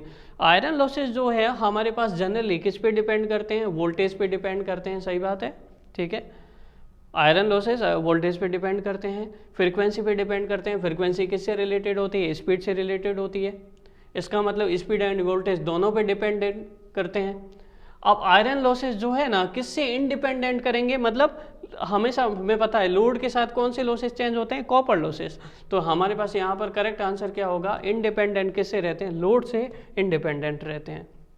अगला क्वेश्चन देखिएगा, डबल केज इंडक्शन मोटर में डबल केज जो हम डिज़ाइन करते हैं उससे हमें फ़ायदा क्या मिलता है? तो फ़ायदा तो हमारे पास ये मिलता है कि हमारे पास सिंगल केज की इंडक्शन मोटर होती है, स्क्वायर केज इंडक्शन मोटर होती है, उसमें ये कमी होती है, हमें स्टार्टर लगाना पड़ता है। ये कमी होती है कि स्टार्टिंग करंट हाई होती है और स्टार्टिंग टॉर्क जो है कम होता है। तो हम क्या करते हैं, स्लिप रिंग इंडक्शन मोटर के कंपैरिजन में उसको बेहतर बनाने के लिए हम क्या करते हैं, स्टार्टिंग में रोटर रेजिस्टेंस को हाई करते हैं जिससे कि हाई स्टार्टिंग टॉर्क मिले और लो स्टार्टिंग करंट मिले, तो जिससे हमारे पास double squirrel cage induction motor का एप्लीकेशन किया जाता है। तो हमारे पास इसका एडवांटेज क्या है, हाई स्टार्टिंग टॉर्क मिले लेकिन साथ ही साथ क्या मिले, लो स्टार्टिंग करंट। तो ये तो कॉमन सेंस वाला क्वेश्चन है, अगर आप यहाँ पर देखते हैं तो सिंपल ऑप्शन आपको मिल जाता। ठीक है, आगे देखते हैं next question. Field coil of a DC generator are usually made of. Field coil को, कोयल मतलब कोयल किससे बनाई जाती है, कॉपर वायर से। तो यहाँ पर करेक्ट आंसर क्या होगा, कॉपर वायर। सिंपल सी बात है, करेक्ट आंसर हमारे पास क्या होगा, कॉपर वायर। फील्ड पोल नहीं पूछा है यहाँ पर हमारे पास फील्ड कोयल पूछा है। तो ये बात आपको ध्यान रखनी पड़ेगी, जो भी वाइंडिंग या वायर होगा हमारे पास कॉपर वायर यूज़ करेंगे। हम इतने अंबानी टाटा तो है नहीं कि लो रेजिस्टेंस के लिए सिल्वर यूज़ करो, गोल्ड यूज़ करो, ये नहीं कर सकते। ठीक है, तो हमारे पास क्या यूज़ करोगे, कॉपर वायर यूज़ करोगे। नेक्स्ट क्वेश्चन देखते हैं हमारे पास क्या है।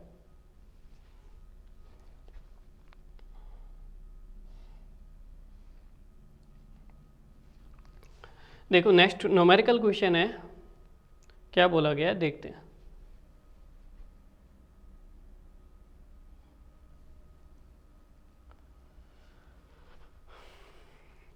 न्यूमेरिकल क्वेश्चन में क्या पूछा गया है, दो परफेक्टली मैच्ड सिलिकॉन ट्रांजिस्टर है एस ऑन इन डायग्राम। तो ये करंट मैचिंग का सर्किट है, इसमें यहाँ से जो करंट आई जा रही है वो कैलकुलेट करनी है। यहाँ से जो आई करंट जाएगी ना, वो हमेशा यहाँ से जाने वाली करंट ही होगी। अब इसको कैसे कैलकुलेट करते हैं, या तो आप यहाँ पे लूप लगा के पता करो, लूप लगा के नहीं पता कर रहे हो तो आप क्या करो, सिंपली यहाँ पर आप क्या करो, -5 वोल्ट है, पहले तो इसको डायग्राम को कंप्लीट बनाओ। -5 वोल्ट का मतलब पहला टर्मिनल माइनस का है, दूसरा टर्मिनल प्लस का, जो किससे कनेक्टेड है, ग्राउंड से। अब आप क्या करोगे, यहाँ पर सिंपली लूप लगाओगे। लूप लगाओगे तो यहाँ पर लूप लगाओगे तो एक लूप की जो पाथ होगा वो क्या रहेगा, ये पाथ रहेगा। यहाँ से अगर आपको ये आई मिल जाएगा तो वही सेम आपके पास क्या होगा, ये आई रहेगा। तो यहाँ पर आप लूप के हिसाब से भी कर सकते हो और फॉर्मूला के हिसाब से भी कर सकते हो, आपकी जो इच्छा हो। लूप के हिसाब से करिएगा तो क्या रहेगा, 5 - i × 1 -0.7 = 0, i इक्वल टू कितना आ जाएगा, 4.3 मिली एम्पियर। ठीक है, ये हमारे पास डायरेक्ट आ जाएगी। ठीक, फॉर्मूला के हिसाब से देखोगे, फॉर्मूला के हिसाब से अगर आपको एग्जैक्ट कैलकुलेशन करनी है तो वो होता है formula β/β + 2 VCC - VB upon resistance R। ये जो रेजिस्टेंस R है ये वाला हमारे पास, VCC कौन सा है, 5 वोल्ट है, VB कितना है, 0.7 वोल्ट है। तो वैल्यू सबकी रख देते हैं 1000 अपॉन बीटा बहुत ही ज़्यादा है इसलिए हमने अप्रोक्सीमेशन लिया, इनटू 5 - 0.7 अपॉन 1 किलो ओम। तो यहाँ से अप्रोक्सीमेटली क्या आएगा, 4.3 मिली एम्पियर ही आएगा, चाहे लूप से करो या फिर डायरेक्ट फार्मूला बेस करो, करंट मैचिंग सर्किट है। तो यहाँ पर हमारे पास ऑप्शन कौन कौन से हैं, 2.3 milliampere, 0 milliampere, 4.3 milliampere and 7.3 milliampere. तो correct answer is 4.3 milliampere. 4.3 milliampere क्या होगा, हमारे पास करेक्ट आंसर रहेगा। आगे देखते हैं नेक्स्ट क्वेश्चन। नेक्स्ट क्वेश्चन थोड़ा सा हमें सोचने लायक है। यहाँ पर आपको बुक्स में एग्जैक्ट नहीं मिलेगा कि क्या है, अब ये एग्जामिनर पे डिपेंड कर रहा है कि वो इसको क्या कंसिडर करें। यहाँ पे अगला जो क्वेश्चन है यहाँ पर पूछा गया है, gate impedance of MOSFET is approximately. तो यहाँ पर अगर आप देखोगे बुक्स में जो लिखा होता है कि in the order of mega ohm, ये क्या लिखा होता है कि गेट इम्पीडेंस या इनपुट इम्पीडेंस जो होता है in the order of mega ohm होता है।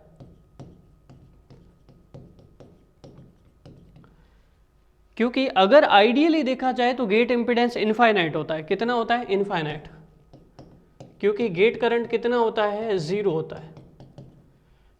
एक हमारे पास मॉसफेट है, मॉसफेट को कैसे बनाओगे, यहाँ पर देखो आप, मॉसफेट आपने अगर ऐसे बनाया, ये हमारे पास 3 टर्मिनल है इसके, एक तो गेट है, एक ड्रेन है, एक सोर्स है। तो गेट का जो इम्पीडेंस होता है, इनपुट इम्पीडेंस होता है, ये बहुत ही हाई होता है, in the order of mega ohm, और आइडियली देखा जाए तो इनफाइनाइट होता है। तो 0 ओम वाली तो बात है ही नहीं, मिली ओम वाली भी बात नहीं है। अब दो ऑप्शन रहे, यहाँ पे मेगा देखोगे तो 10⁸ मेगा ओम तो यही हो गया और 10⁻14 मेगा ओम ये हो गया। तो यहाँ पे कन्फ्यूजन हो जाता है हमारे पास कि कौन सा ऑप्शन करेक्ट करें। तो ये तो एग्जामिनर पे डिपेंड करता है कि या तो दोनों ही सही माने, और लेकिन अगर आइडियल के अप्रोक्सीमेशन लेना है उसको तो सबसे हाईएस्ट वाला करेक्ट माना जाएगा। अगर उसको आइडियल के करस्पॉन्डिंग माना है तो 10⁻14 मेगा ओम हमें क्या करना मानना पड़ेगा, करेक्ट मानना पड़ेगा। तो इस हिसाब से हमारे पास 10⁻14 मेगा ओम होगा। लेकिन ये भी हमारे पास ऐसा नहीं बोल सकते कि 10⁸ मेगा ओम करेक्ट नहीं होगा, क्योंकि कई बुक्स में अलग अलग आपको सिंपली इतना ही मिलेगा in the order of mega ohm. ठीक है, अगर आपने वहाँ पर उसका मॉसफेट का डिज़ाइनिंग अच्छा किया है तो आपके पास नियरली इक्वल टू इन्फाइनाइट रहेगा 10⁻14 मेगा ओम। अगर आपने डिज़ाइनिंग नहीं अच्छा किया तो 10⁸ मेगा ओम मिलेगा। ठीक है, तो that may be possible both, लेकिन अगर आइडियल के करस्पॉन्डिंग लोगे तो 10⁻14 mega ohm is the correct answer. तो थोड़ा सा ये कंट्रोवर्शियल क्वेश्चन है। ठीक है, आगे क्वेश्चन देखते हैं next. Most commonly use modulation system for telegraphies. देखो ये आपके पास कम्युनिकेशन सिस्टम का क्वेश्चन है, लेकिन ये कम्युनिकेशन सिस्टम का क्वेश्चन आपके पास सिलेबस में नहीं था, क्योंकि ASK FSK ये जो आ जाते हैं ये डिजिटल कम्युनिकेशन का पार्ट है और आपके सिलेबस में दिया हुआ है एनालॉग कम्युनिकेशन का पार्ट। आप ध्यान से देखोगे सिलेबस में तो ये पल्स कोड मॉड्यूलेशन वगैरह ये नहीं है। हालांकि इसका करेक्ट आंसर क्या है, FSK frequency shift keying is the correct answer, लेकिन that was not your syllabus, syllabus में नहीं था। तो आप इसके लिए अप्लाई कर सकते हो आउट ऑफ सिलेबस का, लेकिन अगर RSM SSB इसको कंसिडर करता है नहीं करता है डिपेंड करेगा। ठीक है, आगे देखते हैं। इन ए बैलेंस 3-फेज सिस्टम कंसिस्ट ऑफ, ठीक है, एक बात ध्यान रखिएगा, हमारे पास 3 सीक्वेंस कंपोनेंट होते हैं, 0 sequence component, positive sequence component और नेगेटिव सीक्वेंस कंपोनेंट। ठीक है, अब पॉजिटिव सीक्वेंस हमेशा एग्जिस्ट करता है चाहे बैलेंस हो या अनबैलेंस हो। ठीक है, लेकिन नेगेटिव और 0 सीक्वेंस हम क्यों यूज़ करते हैं, देखो कभी भी सिस्टम अनबैलेंस हो जाता है ना, तो अनबैलेंस हो जाता है तो उसकी वजह से हम कैलकुलेशन नहीं कर पाते। अनबैलेंस सिस्टम की कैलकुलेशन सिंपल तरीके से नहीं की जा सकती। तो फोर्टेस्क्यू ने एक क्या दिया, एक थ्योरम दिया। फोर्टेस्क्यू थ्योरम क्या बोलता है कि आप किसी भी अनबैलेंस सिस्टम को 3 बैलेंस कंपोनेंट में चेंज कर दो फिर कैलकुलेशन कर सकते हो। ठीक है, तो इसीलिए अनबैलेंस कंडीशन में 2 एक्स्ट्रा कंपोनेंट आए, that is negative sequence and 0 sequence.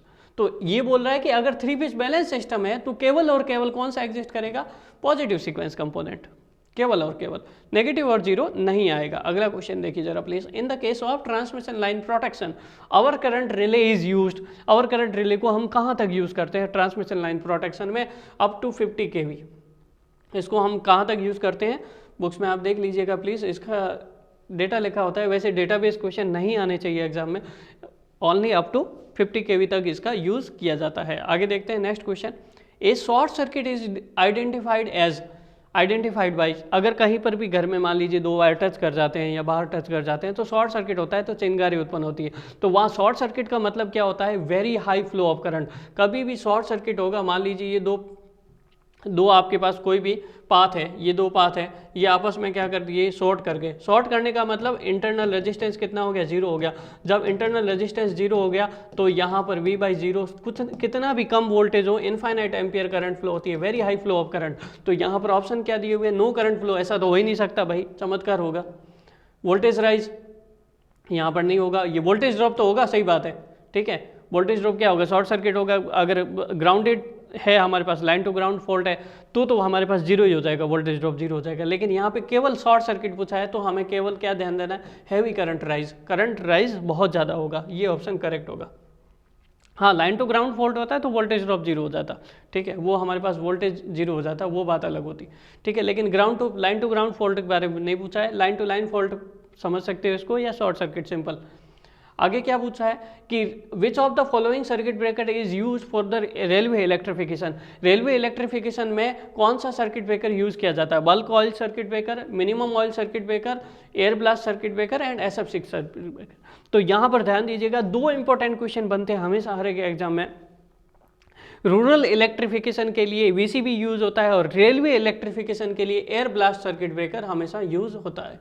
ठीक है, ये बात आप ध्यान रखिएगा, कौन सा सर्किट ब्रेकर यूज होगा, air blast circuit breaker. Next question देखते हैं हमारे पास।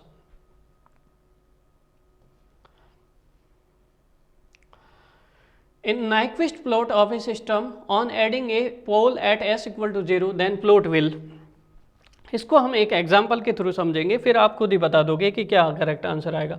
तो हम एक एग्जाम्पल ले लेते हैं कि एक नाइक्विस्ट प्लॉट है, अगर उसमें s इक्वल टू 0 पे पोल ऐड कर दिया जाए तो प्लॉट कैसा बनेगा।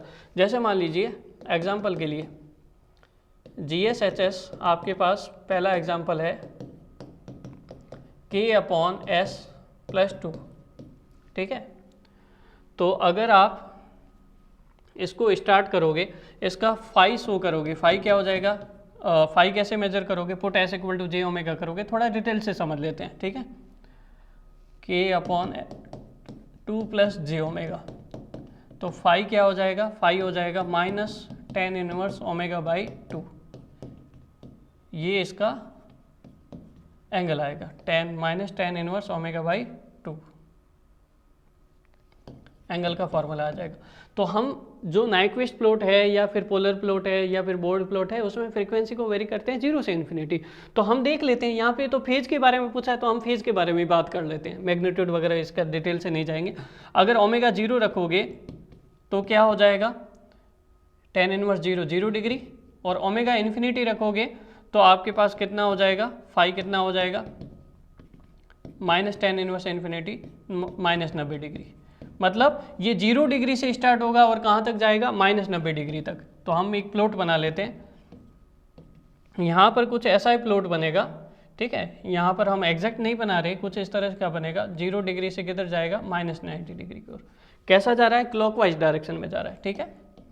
अब इसने क्या बोला कि यदि यही सिस्टम है, इस सिस्टम में ओरिजिन पे आप क्या कर दो, एक पोल ऐड कर दो। तो चलो ऐड करके देख लेते हैं हम, ठीक है। पोल ऐड कर देते हैं, GSHS इक्वल टू K/S+2, तो इसका put s equal to j omega करोगे तो क्या आ जाएगा, K/j⍵2 + j ओमेगा। फाई का फॉर्मूला क्या होगा, फाई का फॉर्मूला आ जाएगा -90 tan inverse ω/2। Omega equal to 0 पे इसका एंगल होगा -90 डिग्री, ओमेगा इक्वल टू 0 पे इसका एंगल होगा -90 डिग्री, और ओमेगा इक्वल टू इन्फिनिटी पे इसका एंगल होगा फाई इक्वल टू -180 डिग्री। इसका मतलब -90 से स्टार्ट होके कहाँ तक चला जाएगा, -180। तो यहाँ पर इसके इस तरह के बनने के चांस हमारे पास है सेकंड केस में। ये फर्स्ट केस था हमारे पास, सेकंड केस में कुछ इस तरह से बनेगा, ठीक है। तो हमारे पास ये देखो, ये जो प्लॉट है स्टार्टिंग वाला 0 डिग्री से कहाँ चला गया, -90 पे, एंडिंग वाला -90 से -180। माइनस वाला एंगल किधर जाता है, इस साइड जाता है। इसका मतलब ये हो गया कि यहाँ से यहाँ पे कितनी शिफ्टिंग हो गई, 90 डिग्री की शिफ्टिंग हो गई, किस डायरेक्शन में, क्लॉकवाइज डायरेक्शन में। तो इसका मतलब यहाँ पर करेक्ट आंसर क्या हो जाएगा कि अगर एक पोल ऐड करते हो तो it will rotate by 180 degree, नहीं रिमेन अनअल्टर्ड, नहीं रोटेट क्लॉकवाइज बाय 90 डिग्री। ये हमारे पास करेक्ट आंसर होगा। सिंपल सी बात है, आपको थोड़ा सा कॉमन सेंस रखना चाहिए। Rotate clockwise by 90 degree, rotate anti clockwise by 90 degree. अगर दो कॉन्ट्रडिक्शन वाले ऑप्शन रहते हैं तो दोनों में से एक ही होगा, ऐसा आप सोच लीजिए करिए। यहाँ से आपको आंसर मिल सकता है। अगर यहाँ पर अगर आप तुक्का भी लगा रहे होते हैं ना, तो थोड़ा सा कॉमन सेंस रखते तो करेक्ट आंसर हो जाता। आगे देखो, effect of tachometer feedback in a control system is to reduce. Tachometer feedback से, टेकोमीटर का ये ऑप्शन तो हमारे पास पक्का है कि डैम्पिंग को हमारे पास रिड्यूस करने के लिए टेकोमीटर का यूज़ करते हैं, ठीक है। तो यहाँ पर हमारे पास डैम्पिंग रिड्यूस हो जाती है। अब नेगेटिव फीडबैक सिस्टम होगा टेकोमीटर में तो गेन भी रिड्यूस होगा, और नेगेटिव फीडबैक सिस्टम है, कंट्रोल सिस्टम है, तो यहाँ पर टाइम कांस्टेंट भी रिड्यूस होगा। तो थोड़ा सा ये कंट्रोवर्शियल क्वेश्चन होता है, तो इसके बारे में हम सही करेक्ट आंसर नहीं बता सकते, क्योंकि यहाँ पर हमारे पास टाइम कांस्टेंट भी रिड्यूस होगा, गेन भी रिड्यूस होगा, डैम्पिंग भी रिड्यूस होगा, पता नहीं किस तरह से है। तो यहाँ पर समझ में नहीं आ रहा है कि कौन सा ऑप्शन करेक्ट करें। तो आगे बढ़ते हैं नेक्स्ट क्वेश्चन की तरफ। यहाँ पर क्या बोला हुआ है, second derivative input signal modified which of the following. Option दिए हुए हैं हमारे पास, the time constant and the suppress the oscillation, the time constant of the system, damping of the system, gain of the system. Second derivative, तो यहाँ पर आपके पास second derivative का मतलब पीडी कंट्रोलर को आप कंसीडर कर सकते हो। पीडी कंट्रोलर अगर डिफरेंशिएशन लेते हैं, पीडी कंट्रोलर आपको कौन सी परफॉर्मेंस इंप्रूव करता है, ट्रांजिएंट परफॉर्मेंस को इंप्रूव करता है। तो वो हमारे पास क्या करता है, टाइम कांस्टेंट को कम करता है, साथ ही साथ ऑसिलेशंस को कम करता है। तो यहाँ पर हमारे पास करेक्ट ऑप्शन कौन सा हो जाएगा, A is the correct answer. Next question की तरफ बढ़ते हैं।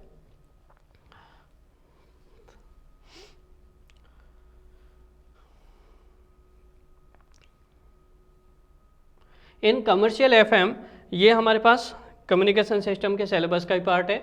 एफएम में जब हमने डिस्कस किया था फ्रीक्वेंसी डेविएशन के बारे में, तो फ्रीक्वेंसी डेविएशन में मैक्सिमम फ्रीक्वेंसी डेविएशन की आपको रेटिंग लिखाई थी। वो आपके पास ऑप्शन कौन कौन से, 75 किलोहर्ट्ज, 5 किलोहर्ट्ज, 15 किलोहर्ट्ज और 200 किलोहर्ट्ज। तो वहाँ पर आपको अच्छे से बताया गया है कि 75 kilohertz is the correct answer.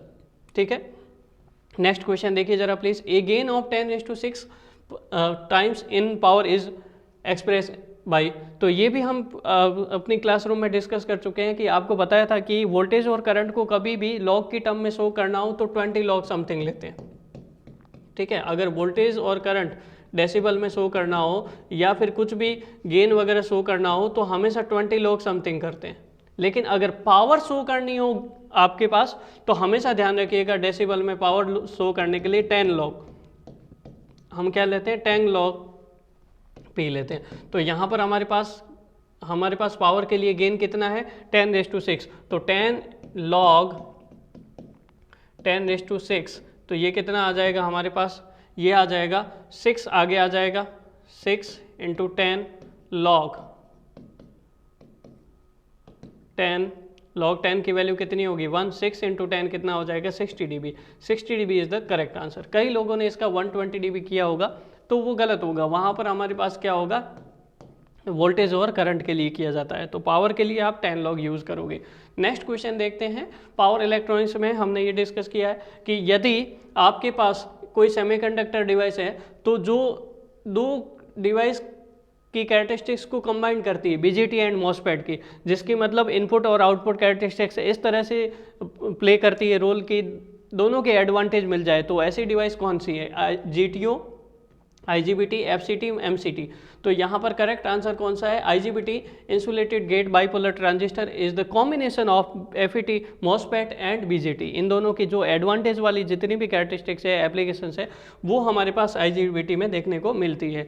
ठीक है, आगे नेक्स्ट क्वेश्चन देखिए जरा please. The device associated with, यहाँ पर आपको नोट करके भी लिखाया गया था आपको डिटेल से कि वोल्टेज कंट्रोल्ड कैपेसिटर को हम किसकी तरह यूज़ कर सकते हैं या वोल्टेज कंट्रोल कैपेसिटर किससे बना सकते हैं। ऑप्शंस दिए हुए हैं, Zener diode, LED, follow diode और वैरेक्टर डायोड। तो वैरेक्टर डायोड हमने बोला था कि जब पीएन जंक्शन डायोड होता है उसको आप रिवर्स बायस करते हो। पीएन जंक्शन डायोड को आप क्या करते हो, रिवर्स बायस करते हो। तो रिवर्स बायस में एनोड को नेगेटिव करते हो, कैथोड को पॉजिटिव करते हो। तो रिवर्स बायस में आप क्या करते हो, इसकी डिप्लेशन लेयर की विड्थ को चेंज करते हो। डिप्लेशन लेयर की विड्थ को चेंज करोगे तो इसका मतलब यहाँ पर क्या होता है, रिवर्स बायस में एक कैपेसिटेंस फॉर्म होता है और इस विड्थ को चेंज करके आप क्या चेंज कर सकते हो, C इक्वल टू होता है एप्सिलॉन A बाई W। इस विड्थ को चेंज करके आप कैपेसिटेंस की वैल्यू को चेंज करते हो। कैपेसिटेंस विड्थ को कैसे चेंज करोगे, बाई चेंजिंग द वोल्टेज, मतलब वोल्टेज को चेंज करके कैपेसिटर चेंज कर रहे हो, वोल्टेज कंट्रोल कैपेसिटर। तो ऑप्शन कौन सा हो जाएगा, वैरेक्टर डायोड। वैरेक्टर का मतलब वेरिएबल कैपेसिटर डायोड। ठीक है, इस तरह से आप यहाँ से भी आप डायरेक्ट अगर कॉमन सेंस लगाते तो भी आंसर आ जाता। तो डी ऑप्शन यहाँ पर करेक्ट होगा। नेक्स्ट क्वेश्चन देखेंगे हम। नेक्स्ट क्वेश्चन क्या रहेगा,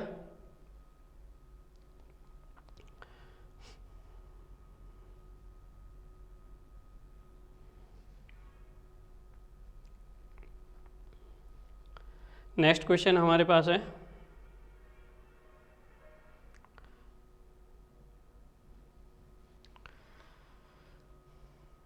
a control system in which the control action is somehow independent of the output is known। अगर कंट्रोल एक्शन अगर आउटपुट पे डिपेंड करता है तो क्लोज लूप सिस्टम होता है, नहीं डिपेंड करता है तो ओपन लूप सिस्टम होगा। दोनों में से एक ऑप्शन हमारे पास करेक्ट होगा। तो यहाँ पर डिपेंड करने वाला पूछा है तो इसका मतलब हमारे पास कौन सा करेक्ट ऑप्शन होगा, close loop system is the correct answer. Next question देखते हैं।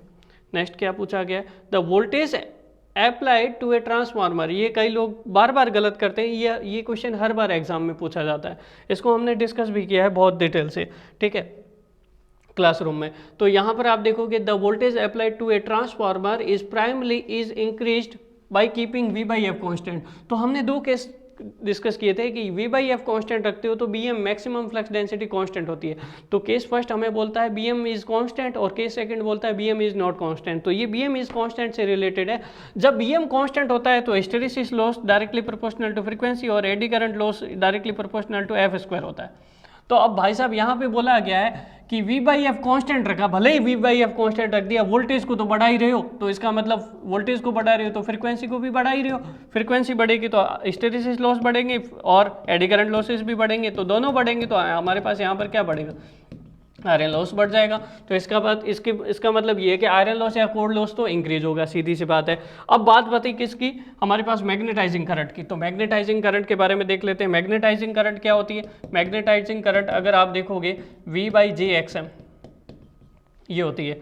अगर आप देखोगे V by J 2πf into LM, तो अगर आप यहाँ पर ध्यान से देखो कि हमारे पास LM कांस्टेंट है, 2π कांस्टेंट है, अब V by F भी कांस्टेंट रखा तो IM क्या आ जाएगा, कांस्टेंट आ जाएगा।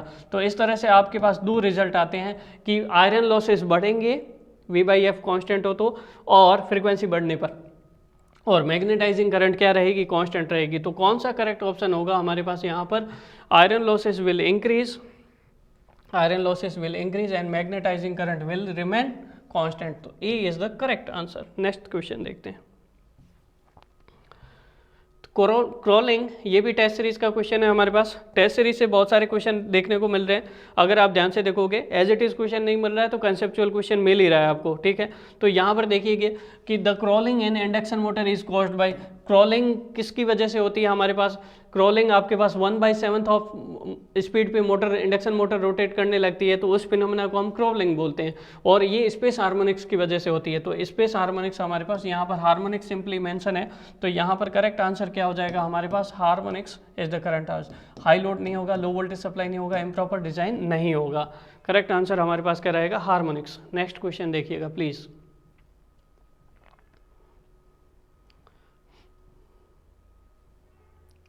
ए negative sequence relay is commonly use to protect. Negative sequence relay का यूज़ कहाँ करते हैं, commonly use, negative sequence relay का यूज़ हमारे पास जब रिवर्स या रोटेटिंग मैग्नेटिक फील्ड की डायरेक्शन रिवर्स हो, तो नेगेटिव सीक्वेंस रिले को आप यूज़ कर सकते हो पावर सिस्टम में, और वो हमारे रोटेटिंग मैग्नेटिक फील्ड किससे रिलेटेड होगा, या तो सिंक्रोनस मोटर से या सिंक्रोनस जनरेटर से, synchronous generator that means alternator. तो यहाँ पर करेक्ट आंसर क्या होगा, अल्टरनेटर से रिलेटेड हमारे पास नेगेटिव सीक्वेंस रिले रहती है। नेक्स्ट क्वेश्चन देखिए, plug setting of A relay, पिछले जेईई के एग्जाम में प्लग सेटिंग से रिलेटेड न्यूमेरिकल आया था, इस बार थ्योरेटिकल क्वेश्चन पूछ लिया गया। Plug setting multiplier of A relay can be altered by, तो थ्योरी में हम डिटेल से डिस्कस कर चुके हैं कि हमने बताया था कि एमएमएफ को वेरी करके, एमएमएफ मतलब यहाँ पर एन इंटू आई का प्रोडक्ट चेंज करके, एम्पियर इंटू टर्न का प्रोडक्ट चेंज करके आप क्या चेंज करते हो, पीएसएम प्लग सेटिंग मल्टीप्लायर को चेंज करते हो, डिटेल से एक्सप्लेन किया गया है। तो ऑप्शन क्या दिए हुए हैं, साइज ऑफ द रिले कोई लेना देना नहीं, air gap of magnetic path कोई लेना देना नहीं, बैकअप स्टॉप कोई लेना देना नहीं, केवल एमएमएफ को चेंज करके या number of ampere turn, MMF F equal to NI, ampere turn को चेंज करके आप पीएसएम को क्या कर सकते हो, चेंज कर सकते हो। वी हैव ऑल डिस्कस्ड, यहाँ पर सारे पॉइंट डिस्कस कर चुके हैं, बस आपको यहाँ पर थोड़ा सा क्या करना है, उसको रिवाइज करना है। जितना ज़्यादा रिवाइज करोगे तो आपके पास उसको रिकॉल हो जाएगा, और रिकॉल हो जाएगा तो आराम से क्वेश्चन कर सकते हो, ठीक है। Revision is the most important की, ये बात ध्यान रखिएगा। जो भी पढ़ाया गया है उसको प्रॉपर नोट्स बनाते जाइए, नोट्स बनाओगे और उसका प्रॉपर रिवीजन करते जाओगे, एक भी क्वेश्चन बाहर नहीं जाएगा, इट इज़ आवर गारंटी, ठीक है। बस प्रॉपर रिवीजन चाहिए आपके लिए। आगे देखते हैं next question.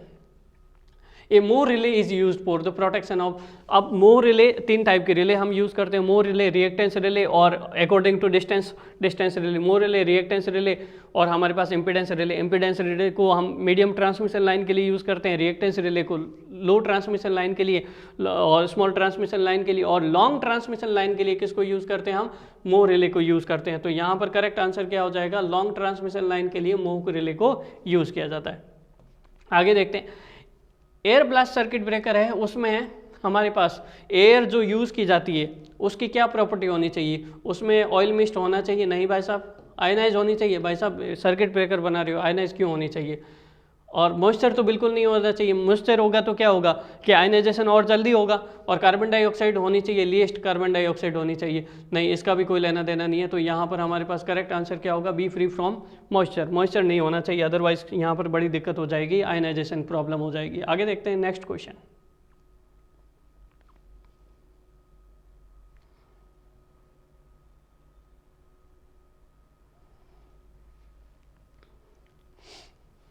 A chopper is a high speed semiconductor switch।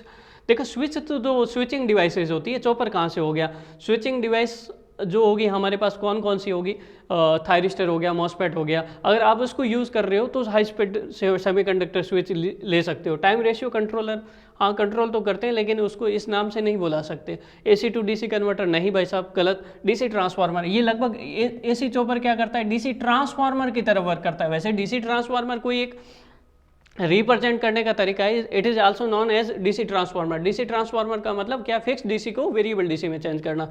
तो फिक्स DC को वेरिएबल DC में कौन चेंज करता है, चॉपर चेंज करता है, सिंपल सी बात। ठीक, आगे देखते हैं नेक्स्ट क्वेश्चन। ये भी टेस्ट सीरीज का क्वेश्चन है। 10 number circuit is used in thyristor 4। आपको बताया गया था बिल्कुल डिटेल से कि स्नबर सर्किट अगर आपके पास आए तो ऑप्शन ये रहेंगे, phase shifting, triggering, dV/dt protection and di/dt protection. इसमें आप ध्यान दीजिएगा कई बार ऑप्शन ये भी आते हैं बोथ dV/dt एंड di/dt। अगर वो ऑप्शन हो तो पहले सेलेक्ट करना, लेकिन बोथ dV/dt एंड di/dt नहीं है तो आप कौन सा ऑप्शन सेलेक्ट करोगे, dV/dt प्रोटेक्शन। ठीक है, यहाँ पर करेक्ट आंसर क्या हो जाएगा, भी करेक्ट आंसर होगा। नेक्स्ट क्वेश्चन देखते हैं। The open loop transfer function of A feedback control system. Open loop transfer function दिया हुआ है, गेन मार्जिन निकालना है। थोड़ा सा कैलकुलेशन का पार्ट है, चलो देखते हैं कैसे करते हैं, गेन मार्जिन निकालते हैं, गेन मार्जिन निकाल के बताते हैं। तो भाई साहब यहाँ पर ध्यान देना पड़ेगा, गेन मार्जिन हम कैसे निकालते हैं। गेन मार्जिन होता है 1/a। यहाँ पर dB में तो पूछा नहीं है। ए क्या होता है, गेन एट विच frequency, phase cross over frequency. तो पहले तो हमें क्या निकालना पड़ेगा, phase cross over frequency. Phase cross over frequency वह फ्रिक्वेंसी जहाँ पे फाई कितना होता है, 90 डिग्री होता है, सॉरी -180 डिग्री होता है, उसको हम क्या बोलते हैं, फेज क्रॉस ओवर फ्रिक्वेंसी बोलते हैं। तो यहाँ पे GSHS दिया हुआ आपके पास 1/s+1 का क्यूब, s = j पुट करते हैं कंट्रोल सिस्टम में for the calculation purpose, 1 + j cube, ये हो जाएगा GHJ। हमें तो किससे मतलब है, फाई से मतलब है। मैग्नीट्यूड, चलो मैग्नीट्यूड ले लो। मैग्नीट्यूड क्या होगा, मैग्नीट्यूड हो जाएगा हमारे पास, इसको आप ऐसे लिख सकते हो। मैग्नीट्यूड चलो बाद में देखते हैं, यहाँ पर अभी हम एक फाई से मतलब है, फाई देख लेते हैं, जिससे फाई से हम कैलकुलेट कर देंगे। ये हो जाएगा phi -tan inverse omega, -tan inverse omega, -tan inverse omega, 3 times हो जाएगा, -3 times of tan inverse omega. ये ऊपर जाएगा तो माइनस में आ जाएगा। फाई कितना रखना है आपको, -180 डिग्री, इसके बराबर रखोगे तो यहाँ से ओमेगा बराबर आपके पास आ जाएगा tan 60। tan 60 की वैल्यू कितनी हो जाएगी, √3। कितनी हो जाएगी, √3। तो इस फ्रिक्वेंसी पे इसको हम बोल देंगे फेज क्रॉस ओवर फ्रिक्वेंसी पे हमें गेन मिलेगा। तो गेन पहले पता कर लेते हैं, गेन कैसे मिलेगा, ये हमारे पास यहाँ पर गेन देखना पड़ेगा। चलो गेन देखते हैं। गेन हमारे पास क्या रहेगा, गेन ऐसे निकलेगा, गेन होता है इसका मॉड्यूलस, इसका मॉड्यूलस ले लो, क्या हो जाएगा 1/√1 + ओमेगा का होल स्क्वायर, और उसका क्या लिया है, क्यूब लिया है। तो इसका मतलब ऐसी 3 टर्म आ जाएगी, ऐसी 3 टर्म आएगी, तो हमारे पास कितना आएगा, √1 + omega square, √1 + omega square, √1 + omega square.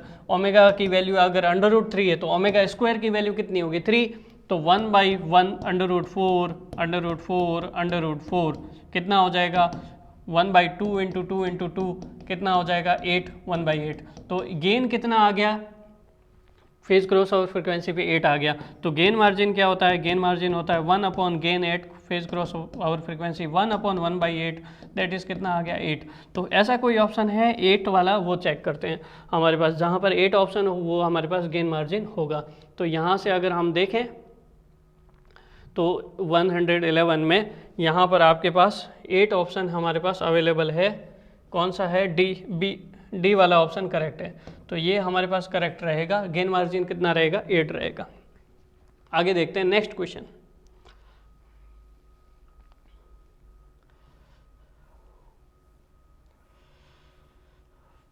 The process of converting AC into DC, बहुत ही सिंपल क्वेश्चन है। AC को DC में चेंज करने को हम क्या बोलते हैं? रेक्टिफिकेशन बोलते हैं। No need to explanation. Rectifier क्या करता है? AC टू DC चेंज करता है। बहुत ही ईजी क्वेश्चन है। A single phase half wave control rectifier, इसको थोड़ा सा एक्सप्लेन करने की जरूरत पड़ेगी। एक single phase half wave control rectifier has VM sin omega t। Input क्या दिया हुआ है? VM sin omega t। Rectifier क्या करता है? AC को DC में चेंज करता है। VM sin ओमेगा t दिया हुआ है। इनपुट वोल्टेज ये दिया हुआ है और लोड कौन सा है? रेजिस्टिव लोड है। अगर रेजिस्टिव लोड हो और अल्फा कितना है? 60 डिग्री हो, तो आपको क्या बताना है? एवरेज आउटपुट वोल्टेज बताना है। क्या होगा? तो इसका फॉर्मूला याद होना चाहिए। It is formula based question. Formula क्या होना चाहिए? इसका होता है VM/2 पाई 1 प्लस कॉस अल्फा, ये फॉर्मूला होता है। ठीक है, VM/2 पाई 1 प्लस कॉस अल्फा, VM/2 पाई 1 प्लस कॉस 60। कॉस 60 कितना? 0.5। तो VM/2 पाई इंटू 1.5। VM कितना है? कंपैरिजन करोगे 400/2 पाई इंटू 1.5, 3, 4, ये कितना आ गया? 100, 300/पाई। तो ऐसा कोई ऑप्शन है तो हमारे पास करेक्ट हो जाएगा। तो चलो देखते हैं हमारे पास औसत output voltage, average output voltage, कौन सा ऑप्शन करेक्ट है? 200/पाई, 240/, 300/पाई। D option is the correct answer. Next question देखते हैं 114। क्या बोला गया है? If T is the time period of a chopper, chopper के बारे में अगेन क्वेश्चन आया है। Alpha is the duty cycle, duty cycle दिया हुआ है। चॉपिंग फ्रीक्वेंसी एफ के बारे में बताना है। तो अल्फा क्या होता है? On time upon total time. Total time क्या होता है? 1/t। आप फ्रीक्वेंसी लिख सकते हो, तो 1/t की जगह आप यहाँ पर डायरेक्ट लिख सकते हो फ्रीक्वेंसी इंटू टी ऑन। तो हमें यहाँ पर क्या पूछिए? फ्रीक्वेंसी पूछिए। फ्रीक्वेंसी क्या होगी? Alpha upon T on, duty cycle upon on time. तो करेक्ट आंसर कौन सा होगा? ए इज द करेक्ट आंसर। आगे देखते हैं नेक्स्ट क्वेश्चन।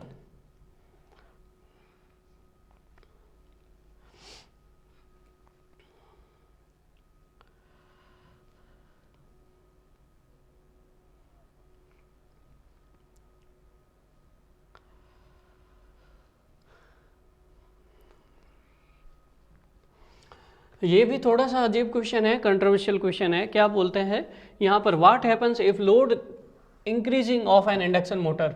तो हमने प्रूव किया है क्लास में कि अगर आपके पास लोड इंक्रीज हो तो इसको लोड वर्सेस पावर फैक्टर जब हमने डिस्कस किया था उसमें डिटेल से बताया था कि आपके पास जैसे ही इंडक्शन मोटर में नो लोड से लोड की कंडीशन होती है, जैसे मान लीजिए ये पावर फैक्टर है, ये लोड कंडीशन है, ये कौन सी कंडीशन है? नो लोड कंडीशन है। और ये कौन सी कंडीशन है? फुल लोड कंडीशन है। तो जैसे ही आप लोड बढ़ाते हो नो लोड से फुल लोड की तरफ, तो आपके पास पावर फैक्टर बढ़ता है इस तरह से। ठीक है, और फुल लोड कंडीशन पे पावर फैक्टर यहाँ पे कहाँ तक पहुँच जाता है? लगभग 0.85 तक पहुँच जाता है। विथ इंक्रीजिंग लोड आपके पास पावर फैक्टर बढ़ेगा और यहाँ पे लगभग 0.3, 0.25 इतना रहता है। बहुत ही लो पावर फैक्टर रहता है नो लोड कंडीशन में। तो यहाँ पर क्या बोला गया है? लोड बढ़ेगा, यदि लोड बढ़ेगा तो पावर फैक्टर बढ़ेगा, ये बात तो पक्की है। लेकिन यहाँ पे दो ऑप्शन है, दो ऑप्शन कंफ्यूजिंग वाले। क्या ऑप्शन दिया हुआ है? पावर फैक्टर इंक्रीज होगा, सही बात है, up to full load and then falls again. एक ऑप्शन ये है। पावर फैक्टर रिमेन्स कांस्टेंट है, ये तो भूल ही जाओ भाई साहब। पावर फैक्टर डिक्रीज, ये भी भूल जाओ। डी ऑप्शन है power factor is goes on increasing till the full load. तो आपको यहाँ ध्यान देना है कि यहाँ पर हमारे पास हमारे हिसाब से यहाँ पर करेक्ट आंसर क्या होना चाहिए? Power factor goes on increasing till the full load. क्योंकि आपके पास अगर ओवरलोड कंडीशन होती भी है तो ओवरलोड कंडीशन में आपके पास डिपेंड करेगा कि फेज क्या अवेलेबल है। अगर फेज सेम मानोगे तो पावर फैक्टर और ज़्यादा इंक्रीज होगा, 0.85 से भी आगे जाएगा, 0.86, 0.87 इतना आगे जाएगा। तो यहाँ पर हम ऐसा नहीं बोल सकते कि इट फॉल्स अगेन। अगर फेज एंगल आप सेम मानते हो, अगर nature of power factor same मानते हो, तो आपके पास अगर ओवरलोड कंडीशन होती है, लोड करंट बढ़ने पर मान लीजिए यूनिटी पावर फैक्टर ही मान लीजिए या कुछ भी मान लीजिए, तो हमारे पास पावर फैक्टर और इंक्रीज होगा अप टू द यूनिटी, जब तक कि यूनिटी नहीं हो जाए तब तक इंक्रीज होगा। तो यहाँ पर हमारे पास उसको न्यूमेरिकली प्रूव किया जा सकता है, ठीक है, लेकिन यहाँ पर हम केवल क्वेश्चन डिस्कस कर रहे हैं, न्यूमेरिकली प्रूव करने की जरूरत नहीं है। तो यहाँ पर हमारे हिसाब से करेक्ट आंसर क्या होना चाहिए, power factor goes on increasing till the full load condition. Clear, आगे देखते हैं next question.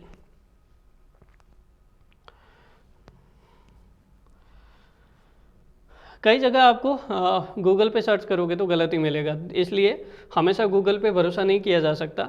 Go for the detail analysis and numerical analysis, तब जाके आपको आंसर मिलेगा। आगे देखते हैं next question. Following motor is used where high starting torque and wide speed range control. तो अगर आपको डीसी और एसी में से सेलेक्ट करना हो, अगर ऐसी स्टार्टिंग टॉर्क कंडीशन हो और वाइड स्पीड रेंज कंट्रोल हो, तो सिंक्रोनस मोटर तो स्पीड फिक्स होगी, इसको तो बोल ही जाओ। इंडक्शन मोटर हो सकती है या फिर डीसी मोटर हो सकती है। इंडक्शन मोटर में आजकल बहुत अच्छे एडवांसमेंट हो चुके हैं, तो इंडक्शन मोटर को भी, जहाँ पे डीसी की अवेलेबिलिटी नहीं है वहाँ पे इंडक्शन मोटर को यूज़ कर लो। लेकिन अगर यहाँ ऑप्शन दे दें कि डीसी या एसी दोनों में से यूज़ करो, तो हम डीसी मोटर यूज करेंगे। DC motor is the correct answer. Shaft of induction motor is made of shaft of induction motor, induction motor की शाफ्ट को हम किस मटेरियल से बनाते हैं? चार ऑप्शन अवेलेबल है, high stainless steel, cast iron and carbon steel. तो यहां पर हमारे पास करेक्ट आंसर रहेगा carbon steel. Carbon steel is the correct answer. Carbon को मिलाते हैं ताकि उसकी हार्डनेस बढ़ जाए। किसी भी आयरन मटेरियल में अगर आप कार्बन मिलाते हैं तो इसका मतलब हार्डनेस, तो शाफ्ट को थोड़ा सा हार्ड होना भी चाहिए, है ना, तो इसलिए हम कार्बन मिला के कार्बन स्टील से इसको बनाते हैं। नेक्स्ट देखते हैं हमारे पास नेक्स्ट क्वेश्चन क्या है।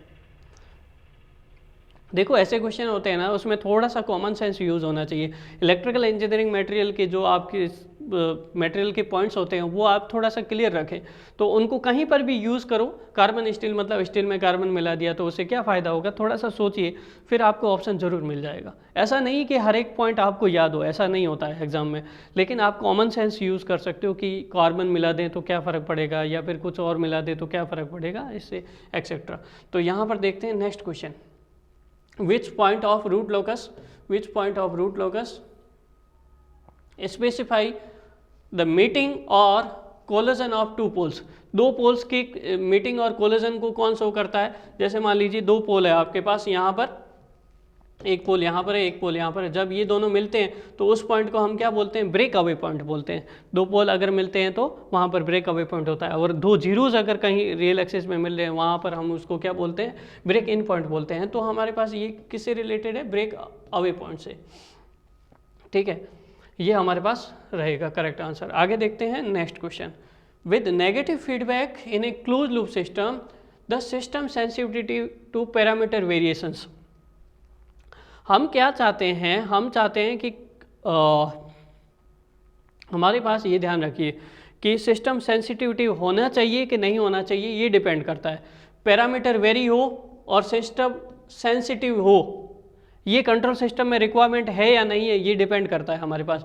तो एक्चुअली क्या होता है हमारे पास कि जैसे अगर आप ओपन लूप सिस्टम देखते हो, तो ओपन लूप सिस्टम में मान लीजिए अगर पैरामीटर 10% से वेरी हो रहे हैं तो आउटपुट भी 10% से वेरी हो रहा है, तो सिस्टम इज़ हाईली सेंसिटिव। वो हम नहीं चाहते। उसके लिए हम क्या करते हैं? फीडबैक प्रोवाइड करते हैं कि अगर पैरामीटर में 10% वेरिएशन हो तो आउटपुट में केवल 1% ही वेरिएशन हो या कम वेरिएशन हो, तो we want less sensitive control system. और लेस सेंसिटिव किस में मिलता है? नेगेटिव फीडबैक में। तो इसका मतलब सेंसिटिविटी हमारे पास यहाँ पर डिक्रीज ही होनी चाहिए। सेंसिटिविटी कोई मेजरिंग इंस्ट्रूमेंट नहीं बना रहे हैं, हम कोई चीज़ मेजर नहीं कर रहे हैं। मेजरमेंट सिस्टम में हमें हाईली सेंसिटिविटी चाहिए, क्योंकि थोड़ा सा भी वेरिएशन हो उसको मेजर कर ले फटाफट। लेकिन कंट्रोल सिस्टम में किसी, मान लीजिए कि आपने एक रोबोट्स बनाया, उसका हैंड मूव कर रहे हैं 10 डिग्री से, ठीक है, 10 डिग्री से हैंड मूव कर रहे हैं, लेकिन अब सर्दी गर्मी का इफेक्ट हो गया, टेम्परेचर इफेक्ट हो गया, या फिर मॉइस्चर इफेक्ट हो गया, या फिर एक्सटर्नल इन्वायरमेंटल इफेक्ट हो गए, उसकी वजह से मान लो उसके पैरामीटर वेरी कर गए और आपका कंट्रोल सिस्टम का गेन वेरी हो गया, तो आउटपुट मान लीजिए 10 डिग्री की जगह कर रहे हो 9.5 degree centigrade, sorry 9.5 degree very हो गया। तो 9.5 डिग्री वेरी हो गया, तो इसका मतलब 0.5 डिग्री का एरर आ गया ना, 0.5 डिग्री का एरर आ गया। तो ये हम चाहते हैं कि एक्सटर्नल जो वेरिएबल है उनका इफेक्ट किसी भी कंट्रोल सिस्टम पे कम से कम पड़े। हम नहीं चाहते। तो हमारे पास जो भी कंट्रोल सिस्टम होता है ऑलवेज लेस सेंसिटिव होना चाहिए, तो इसीलिए नेगेटिव फीडबैक यूज़ करते हैं। पॉजिटिव फीडबैक यूज़ करोगे तो और ज़्यादा हाईली सेंसिटिव हो जाएगा, इसलिए पॉजिटिव फीडबैक हम नहीं यूज़ करते। करेक्ट, आगे देखते हैं नेक्स्ट क्वेश्चन। लास्ट क्वेश्चन है हमारे पास, the most commonly use input signal in the control system, impulse input, step function, ramp function, acceleration function. आपने देखा होगा second step response of second order system, हम उसी को सबसे ज़्यादा यूज़ करते हैं। तो स्टेप रेस्पॉन्स का मतलब कौन सा इनपुट दे रहे हैं हम स्टेप इनपुट दे रहे हैं। तो करेक्ट आंसर क्या होगा, स्टेप सिग्नल हमारे पास करेक्ट आंसर होगा। ठीक है, तो इस तरह से हमने टेक्निकल पार्ट कवर कर लिया, और कोई डाउट हो तो प्लीज़ आप पूछ लीजिएगा, कमेंट करिएगा, आपको कोई भी जानकारी चाहिए।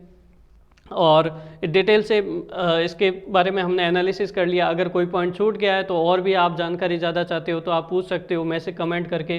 ठीक है, और अगर RSCB की वैकेंसी आने वाली है, अगर आप बैच ज्वाइन करना चाहते हो, कई स्टूडेंट्स पहले से ज्वाइन कर चुके हैं, तो डिस्क्रिप्शन बॉक्स में आपको ऐप जो हमारी उसका लिंक मिल जाएगा, वहाँ से जाके ऐप डाउनलोड कर लीजिए और प्रिपरेशन स्टार्ट कर दीजिए।